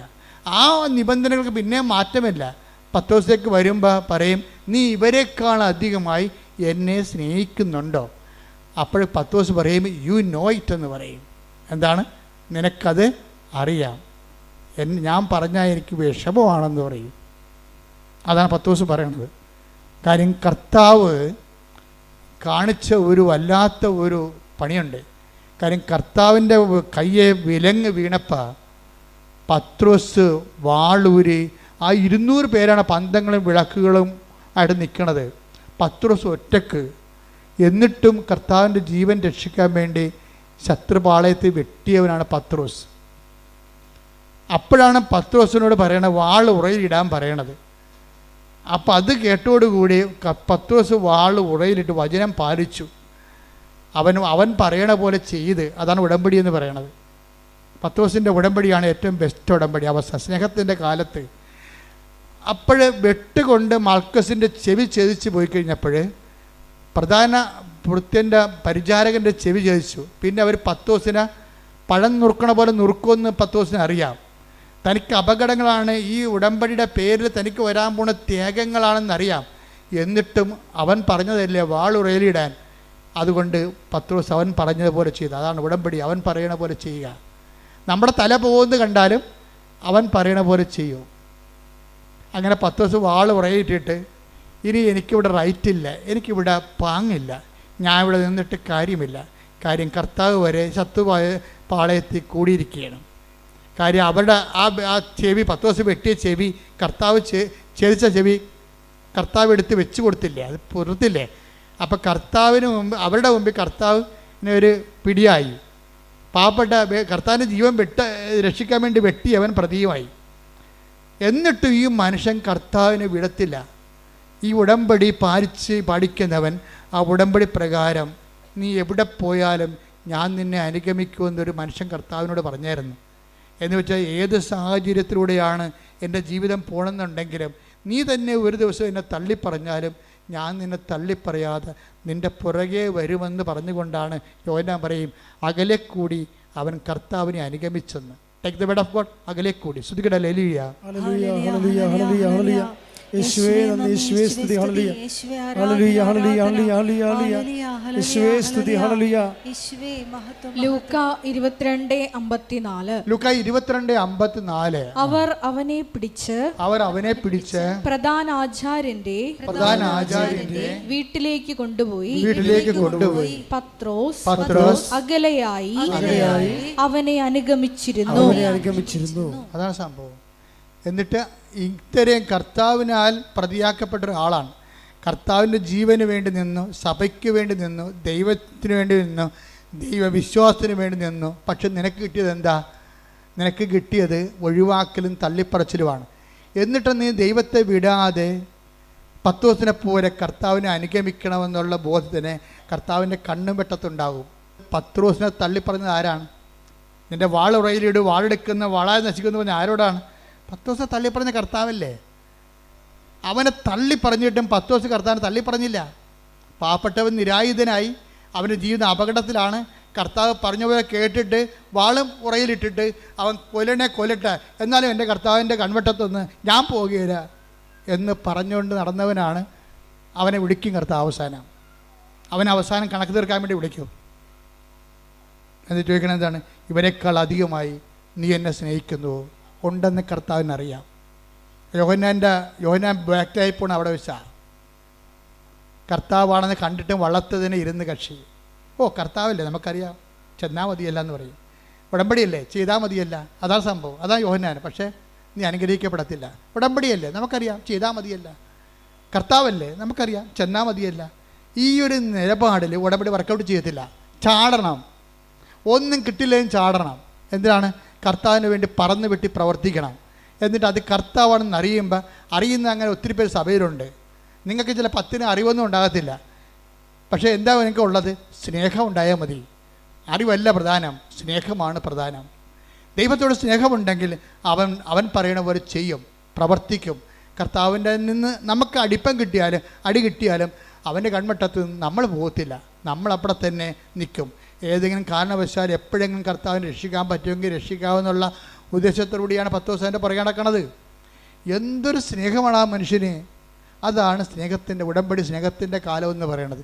ഇപ്പോൾ ഉടമ്പടി വിശ്വാസത്തിൻ്റെ കാലമുണ്ട്, പ്രത്യാശയുടെ കാലമുണ്ട്, സ്നേഹത്തിൻ്റെ കാലമുണ്ട്. സമർപ്പണത്തിൻ്റെ കാലം എന്ന് പറയുമ്പോൾ ദൈവം ചില കാര്യങ്ങൾ നമ്മളിൽ നിന്ന് ഒരിക്കലും എടുത്തു മാറ്റത്തില്ല. അത് നമ്മൾക്ക് നിത്യജീവന് വേണ്ടി നമ്മളത് അനുഭവിക്കേണ്ടതാണ്. അതുകൊണ്ട് കർത്താവ് പറയും, ഇത് അനുഭവിക്കാൻ തന്നെയാണ് ഞാൻ ഈ മണിക്കൂറിലേക്ക് വന്നത്. Take the bed of God. ശ്രുതികട്ടെ ഹല്ലേലൂയ. പരിശുദ്ധ പരമ ദിവ്യകാരുണ്യത്തിന് നേരവും ആരാധനയും സ്തുതിയും പുകഴ്ചയും ഉണ്ടായിരിക്കട്ടെ. ചില കാര്യങ്ങൾ നമ്മൾ അനുഭവിക്കേണ്ട കാര്യങ്ങളാണ്. ചിലത് അനുഗ്രഹമായിട്ടും അതിശയമായിട്ടും ഒക്കെ മാറിയിട്ട് അവസാനം ചില കാര്യങ്ങളുണ്ടാവും. അത് നമ്മൾ അനുഭവിക്കാതെ കടന്നു പോകാത്ത കാര്യമാണ്. ഇത് അനുഭവിക്കാതെ കടന്നു പോകത്തില്ലെങ്കിൽ 12 വായിച്ചേ. യോഹന്നാൻ 12:27. യോഹന്നാൻ 12:27. ഇപ്പോൾ എൻ്റെ ആത്മാവ് അസ്വസ്ഥമായിരിക്കുന്നു. ഇപ്പോൾ എൻ്റെ ആത്മാവ് അസ്വസ്ഥമായിരിക്കുന്നു. ഞാൻ എന്തു പറയേണ്ടു? പിതാവേ, ഈ മണിക്കൂറിൽ നിന്ന് എന്നെ രക്ഷിക്കണമേ. അല്ല, ഇതിനു വേണ്ടിയാണല്ലോ ഈ മണിക്കൂറിലേക്ക് ഞാൻ വന്നത്. അപ്പം ചില കാര്യങ്ങൾ ദൈവഹിതമായിട്ട് നമ്മളെ കടന്നു പോകത്തില്ല. നമ്മളത് അനുഭവിക്കേണ്ടി വരും. ഈ അനുഭവിക്കേണ്ട കാലത്ത് വരുമ്പോൾ വിശ്വാസം വർക്കൗട്ട് ചെയ്തില്ല, പ്രത്യാശ വർക്കൗട്ട് ചെയ്തില്ല, സ്നേഹമല്ല. അവിടെ എന്താണ്? സമർപ്പണം. അതാണ് കർത്താവ് പറഞ്ഞത്. ഈശോ ആണ് ഇതിൻ്റെ അകത്ത് 10 ദിവസത്തിനേക്കാളും നല്ലത്. അവിടെയാണ് അതുകൊണ്ട് ഞാൻ എപ്പോഴും നമ്മുടെ അലക്സച്ചനൊക്കെ ആയിട്ട് എപ്പോഴും തർക്കിക്കും ഞങ്ങൾ ഭക്ഷണം കഴിക്കാൻ നേരത്ത്. കാര്യം അലക്സച്ചനൊക്കെ പറയും നമ്മൾ കർത്താവിൻ്റെ തനി പുരോഹിതരാണ്, ഇമേജാണ്, ആൾട്ടർ ക്രൈസ്റ്റാണ്. ഞാൻ പറഞ്ഞു ഇറ്റ്സ് ഓക്കെ, പക്ഷെ അത് പ്രായോഗികമാണെന്ന് അറിയത്തില്ല എന്ന് പറയും. അതെന്താ ഞാനങ്ങനെ പറഞ്ഞത്? അത് നമ്മൾ ക്രിസ്തു ആണെന്ന് പറഞ്ഞാലൊക്കെ സഭയുടെ പഠനങ്ങൾ അങ്ങനെയൊക്കെയാണ്. പക്ഷേ അത് ആശയം എന്തുമാത്രം പ്രായോഗികമാണെന്ന് അറിയത്തില്ലെന്ന് ഞാൻ പറയും. സഭയെ വിമർശിച്ച് പറയണതല്ല. കാര്യം ചില സ്ഥലങ്ങളിൽ ചെന്ന് കഴിഞ്ഞാൽ ഈ ലാസ്റ്റ് സെക്ഷൻ, വിശ്വാസത്തെ എക്സ്പ്രഷൻ്റെ ലാസ്റ്റ് സെക്ഷനിൽ സമർപ്പണമുണ്ട്. അത് ഈ 12:27 ബന്ധപ്പെട്ടതാണ്. എന്താണ്? ചില കാര്യങ്ങൾ ജീവിതത്തിൽ നമ്മൾ പ്രാർത്ഥിച്ച മാറാത്ത കാര്യങ്ങളുണ്ട്. അതിപ്പോൾ അതിലാണ് മാർക്ക്. അതിന് 80 മാർക്കാണ്, 50 അല്ല 80ആണ്. പ്രാർത്ഥിച്ചാൽ മാറുന്ന കാര്യമൊക്കെ ചെയ്ത് കഴിഞ്ഞാൽ 9 മാർക്കേ ഉള്ളൂ. പ്രാർത്ഥിച്ചാൽ മാറാത്ത കാര്യം അക്സെപ്റ്റ് ചെയ്യണമെങ്കിൽ 80 മാർക്കാണ് അതിന്. അതെന്താ ചെയ്യണം? അതുകൊണ്ട് ഈശോ എന്ത് പറയും? അപ്പാ ഐ കമണ്ട് മൈ സ്പിരിറ്റ് എന്ന് പറയും. എന്താണ്? അവൻ ഇതാ അപ്പ എൻ്റെ ആത്മാവിനെ അങ്ങേക്ക് സമർപ്പിക്കുന്നു. അവൻ തല ചായ്ച്ചെന്ന് പറയും. ചില കാര്യങ്ങളുടെ മുമ്പിൽ തല ചായ്ച്ച് കൊടുക്കേണ്ടി വരും. അപ്പോൾ അതാണ് സമർപ്പണത്തിൻ്റെ കാലമെന്ന് പറയണത്. ഉടമ്പടിക്കാലത്തിൻ്റെ അകത്ത് വിശ്വാസ കാലമുണ്ട്, പ്രത്യാശയുടെ കാലമുണ്ട്, സ്നേഹത്തിൻ്റെ കാലമുണ്ട്, പിന്നെ സമർപ്പണത്തിൻ്റെ കാലം. സമർപ്പണത്തിൻ്റെ കാലത്തേക്ക് എല്ലാവരും കിട്ടുമെന്നൊന്നും ഞാൻ പ്രതീക്ഷിക്കണില്ല. കാര്യം വെച്ചാൽ സമർപ്പണത്തിൻ്റെ കാലമെന്ന് പറയണത് നമ്മൾ ഒരു നിഗൂഢമായ, ഇന്നത്തെ വചനത്തിൽ പറഞ്ഞ പോലെ ഒരു ഏറ്റവും നല്ല രത്നം കണ്ടെത്തി കഴിഞ്ഞാൽ പിന്നെ എല്ലാം വിൽക്കും, അല്ലേ? എല്ലാം വിൽക്കും. 13 എടുത്തേ, മത്തായിയുടെ 13-ാം അധ്യായം. ഏറ്റവും രത്നവ്യാപാരി ഏറ്റവും നല്ല രത്നം കണ്ടെത്തി കഴിഞ്ഞാൽ എല്ലാം വിൽക്കും. ശ്രുതിക്കട്ടെ ഹല്ലേലൂയ. ഹല്ലേലൂയ ഹല്ലേലൂയ ഹല്ലേലൂയ. യേശുവേ നന്ദി, യേശുവേ സ്തുതി. ഹല്ലേലൂയ മത്തായി 13:44. മത്തായി 13:44. സ്വർഗരാജ്യം വയലിൽ ഒളിച്ചു വെച്ചിരിക്കുന്ന നിധിക്ക് തുല്യം. അത് കണ്ടെത്തുന്നവൻ അത് മറച്ചു വെക്കുകയും സന്തോഷത്തോടെ പോയി തനിക്കുള്ളതെല്ലാം വിറ്റ് ആ വയൽ വാങ്ങുകയും ചെയ്യുന്നു. അതെന്താ പ്രശ്നം വെച്ച് കഴിഞ്ഞാൽ ഒരു നിധി നമ്മൾ കുറച്ച് കഴിയുമ്പോൾ ദൈവരാജ്യത്തിലേക്ക് വരും. ഈ മനുഷ്യരാജ്യത്തിൽ നിന്നൊക്കെ നമ്മൾ മാറിയിട്ട് അവസാനം ദൈവരാജ്യത്തിൽ ക്രിസ്തു വസിക്കുന്ന ദൈവരാജ്യത്തേക്ക് എത്തുമ്പോൾ ക്രിസ്തുവാണ് ഏറ്റവും വലിയ നിധി എന്ന് നമ്മൾ മനസ്സിലാകും. അപ്പോൾ ക്രിസ്തുവിനെ നേടാൻ വേണ്ടി പിന്നെ എന്ത് ചെയ്യും? എല്ലാം വിൽക്കും. ആശകൾ വിൽക്കും. നമുക്ക് കുറേ വിൽക്കാനുണ്ടാവില്ല. നമ്മുടെ പ്രാർത്ഥനയുടെ എന്തുമാത്രം ആവശ്യങ്ങളാണ് ഉള്ളത്, അതൊക്കെ നമ്മൾ കോംപ്രമൈസായി ഒത്തുതീർക്കും. എന്താണ്? നിൻ്റെ പ്രാർത്ഥനയ്ക്ക് ഉത്തരം ലഭിക്കുന്ന ഏറ്റവും വലിയ അൾട്ടിമേറ്റ് ആൻസർ ആരാണ്? ക്രിസ്തുവാണ്. അതുകൊണ്ട് ക്രിസ്തുവിനെ നേടാൻ വേണ്ടി ഞാനെല്ലാം കുപ്പയായിട്ട് കരുതണം. Take the bed of God. ശ്രുതിക്കട്ടെ ഹല്ലേലൂയ ഹല്ലേലൂയ ഹല്ലേലൂയ ഹല്ലേലൂയ ഹല്ലേലൂയ. യേശുവേ നന്ദി, യേശുവേ സ്തുതി. ഹല്ലേലൂയ ഹല്ലേലൂയ ഹല്ലേലൂയ ഹല്ലേലൂയ ഹല്ലേലൂയ. യേശുവേ സ്തുതി. ഹല്ലേലൂയ ഹല്ലേലൂയ. ഫിലിപ്പി 3:7-8. ഫിലിപ്പി 3:7-8. ഇവയെല്ലാം ക്രിസ്തുവിനെ പ്രതി നഷ്ടമായി ഞാൻ കണക്കാക്കി. ഇതെല്ലാം ക്രിസ്തുവിനെ പ്രതി നഷ്ടമായി ഞാൻ കണക്കാക്കുന്നു. ഇവ മാത്രമല്ല എന്റെ കർത്താവായ യേശു ക്രിസ്തുവിനെ പറ്റിയുള്ള ജ്ഞാനം കൂടുതൽ വിലയുള്ളതാകയാൽ സർവവും നഷ്ടമായി തന്നെ ഞാൻ പരിഗണിക്കുന്നു. അവനെ പ്രതി ഞാൻ സകലവും നഷ്ടപ്പെടുത്തുകയും ഉച്ഛിഷ്ടം പോലെ കരുതുകയുമാണ്. അപ്പൊ നമ്മളെ ഒരു കാലം വരും എല്ലാം വേസ്റ്റ്, ക്രിസ്തു അല്ലാത്ത എല്ലാം വേസ്റ്റായി തോന്നുന്നൊരു കാലമുണ്ട്. അതാണ് സമർപ്പണത്തിൻ്റെ കാലം. ഒരു കാലം വരും, ദൈവരാജ്യം നിങ്ങളിൽ വരുന്ന സമയത്ത് ക്രിസ്തു അല്ലാത്തതെല്ലാം വേസ്റ്റാണെന്ന് പറയുന്നൊരു കാലമുണ്ട്. എന്താ കാര്യം? എല്ലാ സാധനവും അവസാനം വേസ്റ്റായി പോകും. എല്ലാ സംഭവവും അവസാനം വേസ്റ്റായി പോകും. നിങ്ങളുടെ മക്കൾ, ജോലി, വീട്, വിവാഹം, മക്കൾ, ഭർത്താവ്, നിങ്ങളുടെ ആരോഗ്യം, എല്ലാ സംഭവങ്ങളും കുറച്ച് കഴിയുമ്പോൾ വേസ്റ്റായി പോകും. അപ്പം നമ്മൾ ഇത് വേസ്റ്റായി പോകുന്ന മുമ്പ് ഇത് വെച്ചുകൊണ്ട് ക്രിസ്തുവിനെ നേടാൻ വേണ്ടി നോക്കണമെന്നാണ് ബൈബിൾ പറയണത്. അതുകൊണ്ട് തന്നെ ചില കാര്യങ്ങൾ നിങ്ങൾക്ക് തരാതെ നിങ്ങൾ ക്രിസ്തുവിനെ സ്വീകരിക്കൂ എന്ന് പറയും. ക്രിസ്തുവിനെ സ്വീകരിക്കൂ. അപ്പം നമ്മളെന്ത് ചെയ്യും? ബുദ്ധിയുള്ളവരെന്ത് ചെയ്യും? ബുദ്ധിയുള്ളവർ ഏതെങ്കിലും ഒരു പ്രാർത്ഥന ആൻസർ ചെയ്യുന്നില്ലെന്ന് കണ്ടാൽ എല്ലാ വാഗ്ദാനങ്ങളും 2 കൊരിന്ത്യർ 1:20 നമ്മൾ ആദ്യം വായിച്ച പോലെ ക്രിസ്തുവിൽ അതേ ആയതുകൊണ്ട് ക്രിസ്തുവിനെ നേടാൻ വേണ്ടി നമ്മൾ നോക്കും. ക്രിസ്തുവിനെ നേടിക്കഴിഞ്ഞാൽ പിന്നെ നമ്മളുടെ തിരികെത്തിക്കണതും പത്രം കൊടുക്കണതും അതുപോലെ തന്നെ രോഗികളെ പോയി കാണുന്നതും ഓർഫണേജുകളെ സന്ദർശിക്കുന്നതും ക്ഷമിക്കുന്നതും എല്ലാ കാര്യവും ചീത്തമായ ബന്ധങ്ങൾ ഉപേക്ഷിക്കുന്നതും എല്ലാം ക്രിസ്തുവിനെ നേടാൻ വേണ്ടി കാഴ്ചവെക്കും. ഇപ്പം നിങ്ങൾ ചെയ്യണമെന്ന് വെച്ച് കഴിഞ്ഞാൽ IELTS പാസ്സാകാനോ PR കിട്ടാനോ വേണ്ടിയാണ് നിങ്ങളിതെല്ലാം ചെയ്യണത്. പക്ഷേ ഉടമ്പടിയുടെ സമർപ്പണക്കാലം വരുമ്പോൾ ഇങ്ങനെയുള്ള മാനുഷിക ലോക നിയോഗങ്ങളെല്ലാം മാറ്റിയിട്ട് ഏറ്റവും വലിയ നിയോഗം ക്രിസ്തുവിനെ നേടാനാണെന്ന് തോന്നണം. അതാണ് ഈ സമർപ്പണത്തിൻ്റെ കാലം, ഉടമ്പടിയുടെ സമർപ്പണത്തിൻ്റെ കാലം എന്ന് പറയുന്നത്. അതുകൊണ്ടാണ് ഞാൻ നിങ്ങൾക്ക് ഉടമ്പടി അലൂമിനിയൊക്കെ തരണത്. എന്താ സിൽവർ ഗ്രേ ഇല്ലേ? Silver grey.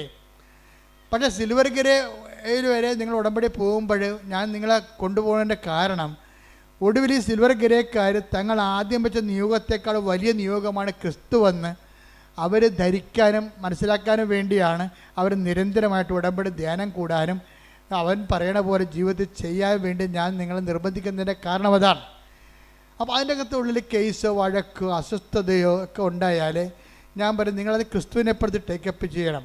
കാര്യം ഇതിൻ്റെ പിന്നിലുള്ള സത്യം നമ്മൾ ഇപ്പം കാണുന്ന നിരാശ അല്ല, അതിലുപരി ഏറ്റവും വലിയ ദൈവത്തിന് നൽകാൻ പറ്റുന്ന ദാനമെന്ന് പറയുന്നത് തൻ്റെ ഏകജാതിന് നൽകുന്നതാണ്. അതാണ് ഏകജാതിന് നൽകാൻ തക്കവിധം ദൈവം അത്രമാത്രം ലോകത്തെ സ്നേഹിച്ചു. അപ്പം അങ്ങനെ ചെയ്ത ദൈവത്തിൻ്റെ സ്നേഹത്തിൻ്റെ ഒരു തുറമുഖത്തേക്കാണ് ഈ ആധ്യാത്മികമായ യാനം അവസാനം തുഴഞ്ഞെത്തി വരണത്.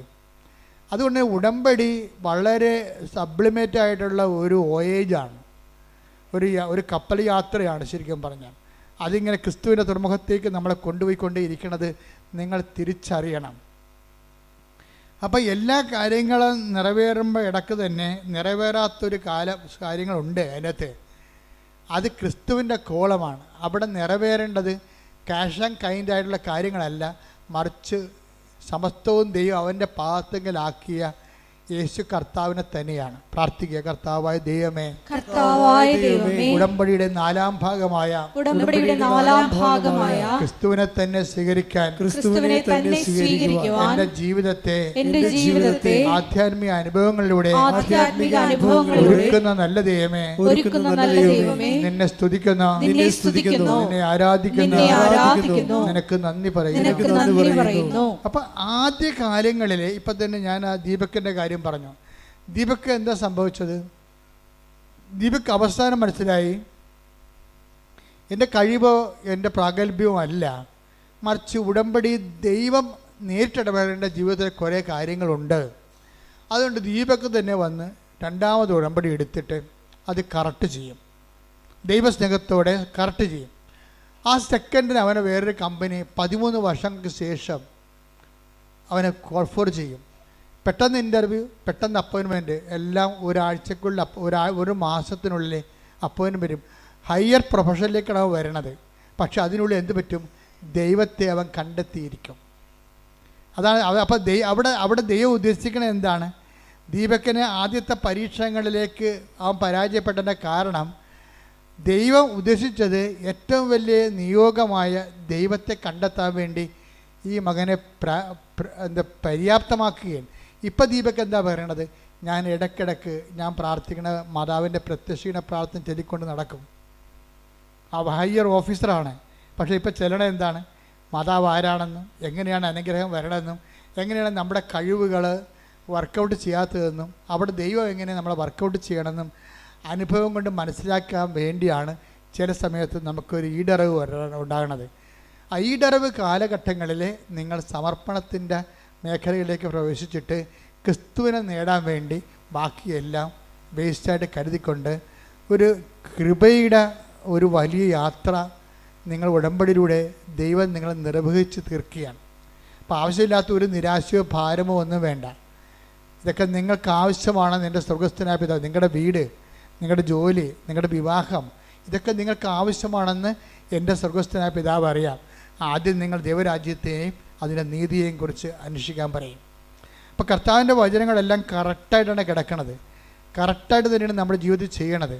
നമ്മൾക്ക് ഇതിൻ്റെ ഒരു ആക്ടിവേഷൻ പ്രിൻസിപ്പിൾ അറിയത്തില്ല, പിന്നെ അതെങ്ങനെയാണ് ആക്ടിവേറ്റ് ചെയ്യേണ്ടതെന്ന് അറിയത്തില്ല. ഉടമ്പടി മാത്രമാണ് ഈ വിഷയമൊക്കെ എല്ലാം കൃത്യമായി പഠിപ്പിക്കണത്. ആധ്യാത്മിക പരിചരണമെന്ന് പറയും. ഒരു കവനൻ്റെ ഒരു ട്രീറ്റ്മെൻറ്റാണ് ശരിക്കും, ഒരു ഹോളിസ്റ്റിക് ട്രീറ്റ്മെൻറ്റാണ്. കാര്യം അതിൻ്റെ അകത്ത് എല്ലാ ഘടകങ്ങൾ. അപ്പോൾ എന്തെങ്കിലും ഒരു പ്രാർത്ഥിച്ച് നിങ്ങൾക്കതിൻ്റെ ഫലം കണ്ടില്ലെന്ന് പറഞ്ഞുകൊണ്ട് എപ്പോഴും നമ്മൾ ശ്രദ്ധിക്കേണ്ടത് നാക്ക് വളക്കാതിരിക്കാൻ നോക്കണം. ഞാൻ ഉടമ്പടി എടുത്താണ്, ഒക്കെ എല്ലാം ചെയ്താണ് എന്ന് പറഞ്ഞുകൊണ്ട് നിങ്ങൾ നാക്ക് വളക്കരുത്. അങ്ങനെ നാക്ക് വളച്ച് കഴിഞ്ഞാൽ ഉള്ള പ്രശ്നം എന്ന് വെച്ച് കഴിഞ്ഞാൽ നിങ്ങളിത് ആരോടാണ് ഇത് പറയണത്? ആരാണിത് കേൾക്കണത്? ദൈവമല്ല ഇത് കേൾക്കണത്. അപ്പോൾ അതുകൊണ്ട് തന്നെ നിങ്ങൾ ഉടമ്പടി ദൈവത്തോട് കൂടെ നിന്ന ഉടമ്പടിയാണ് നിങ്ങൾ ആ സമയത്ത് നിങ്ങൾ നാക്ക് വളച്ച് അതിനെ അണ്ടർ എസ്റ്റിമേറ്റ് ചെയ്യണത്. ദാറ്റ് മീൻസ് ദൈവത്തോട് നിങ്ങൾ ചെയ്ത ഉടമ്പടിയെ നിങ്ങൾ തന്നെ ഇടിച്ചു കാണിച്ചാൽ സ്വാഭാവികമായിട്ട് അതിൽ നിന്നുണ്ടാകുന്ന വാഗ്ദാനം നിങ്ങൾ പ്രാപിക്കത്തില്ല. അപ്പോൾ അതുകൊണ്ടാണ് ഞങ്ങൾ 2 ആഴ്ച കുടുംബ കുമ്പസാരിക്കണമെന്നൊക്കെ പറയുന്നതിൻ്റെ കാര്യവും അക്രൈസ്തരായിട്ടുള്ള കാര്യങ്ങൾ ആൾക്കാർ ഉടമ്പടിക്ക് വിരുദ്ധമായ അവിശുദ്ധമായ ചിന്തകൾ സൂക്ഷിച്ചിട്ടുണ്ടെങ്കിൽ അത് റെക്ടിഫൈ ചെയ്തിട്ട് ദൈവത്തോട് മാപ്പാക്കിയിട്ട് നിങ്ങൾ കർത്താവിന് വേണ്ടി കാത്ത് നോക്കി പാർത്തിരിക്കണം. എപ്പോഴായാലും ഈ വിഷയം വർക്കൗട്ട് ചെയ്യും. ഇൻ കേസ് 1-2 വർക്കൗട്ട് ചെയ്തില്ലെങ്കിൽ അതിന് 80 മാർക്ക് കിട്ടുന്ന നിത്യജീവൻ്റെ ദൈവം തന്നെയായിരിക്കും ആ മേഖലയിലുള്ള നിങ്ങളുടെ ദാനം. അല്ലാതെ ഒരു ഭൗതിക ദാനം എന്നേക്കാൾ കർത്താവ് തന്നെയായിരിക്കും നിങ്ങളുടെ ദാനമെന്ന് പറയണത്. അപ്പം ഇത് ശരിക്കും ഒരു വലിയ ദൈവാനുഗ്രഹത്തിൻ്റെ ഒരു യാത്രയാണ്. അപ്പോൾ അതിൽ നിങ്ങൾ ഒത്തിരി പേര് വിജയിച്ച് കാണുന്നതിൽ എനിക്ക് സന്തോഷമുണ്ട്. ഈ ധ്യാനം നിങ്ങൾ പാസ് ചെയ്യണം. ഇപ്പം നമുക്ക് എല്ലാ ദിവസവും നിങ്ങൾക്ക് ഞാൻ 10 മിനിറ്റ് ഇപ്പോൾ പ്രാർത്ഥനയും ആശീർവാദവും സമർപ്പണ പ്രാർത്ഥനയും തരുന്നുണ്ട്. അത് നിങ്ങൾ 5:30 പ്രാർത്ഥന കൂടുന്നവർ അച്ഛൻ്റെ കൂടെ പ്രാർത്ഥിക്കുന്ന കൈപൊക്കിക്കേ. Thank you.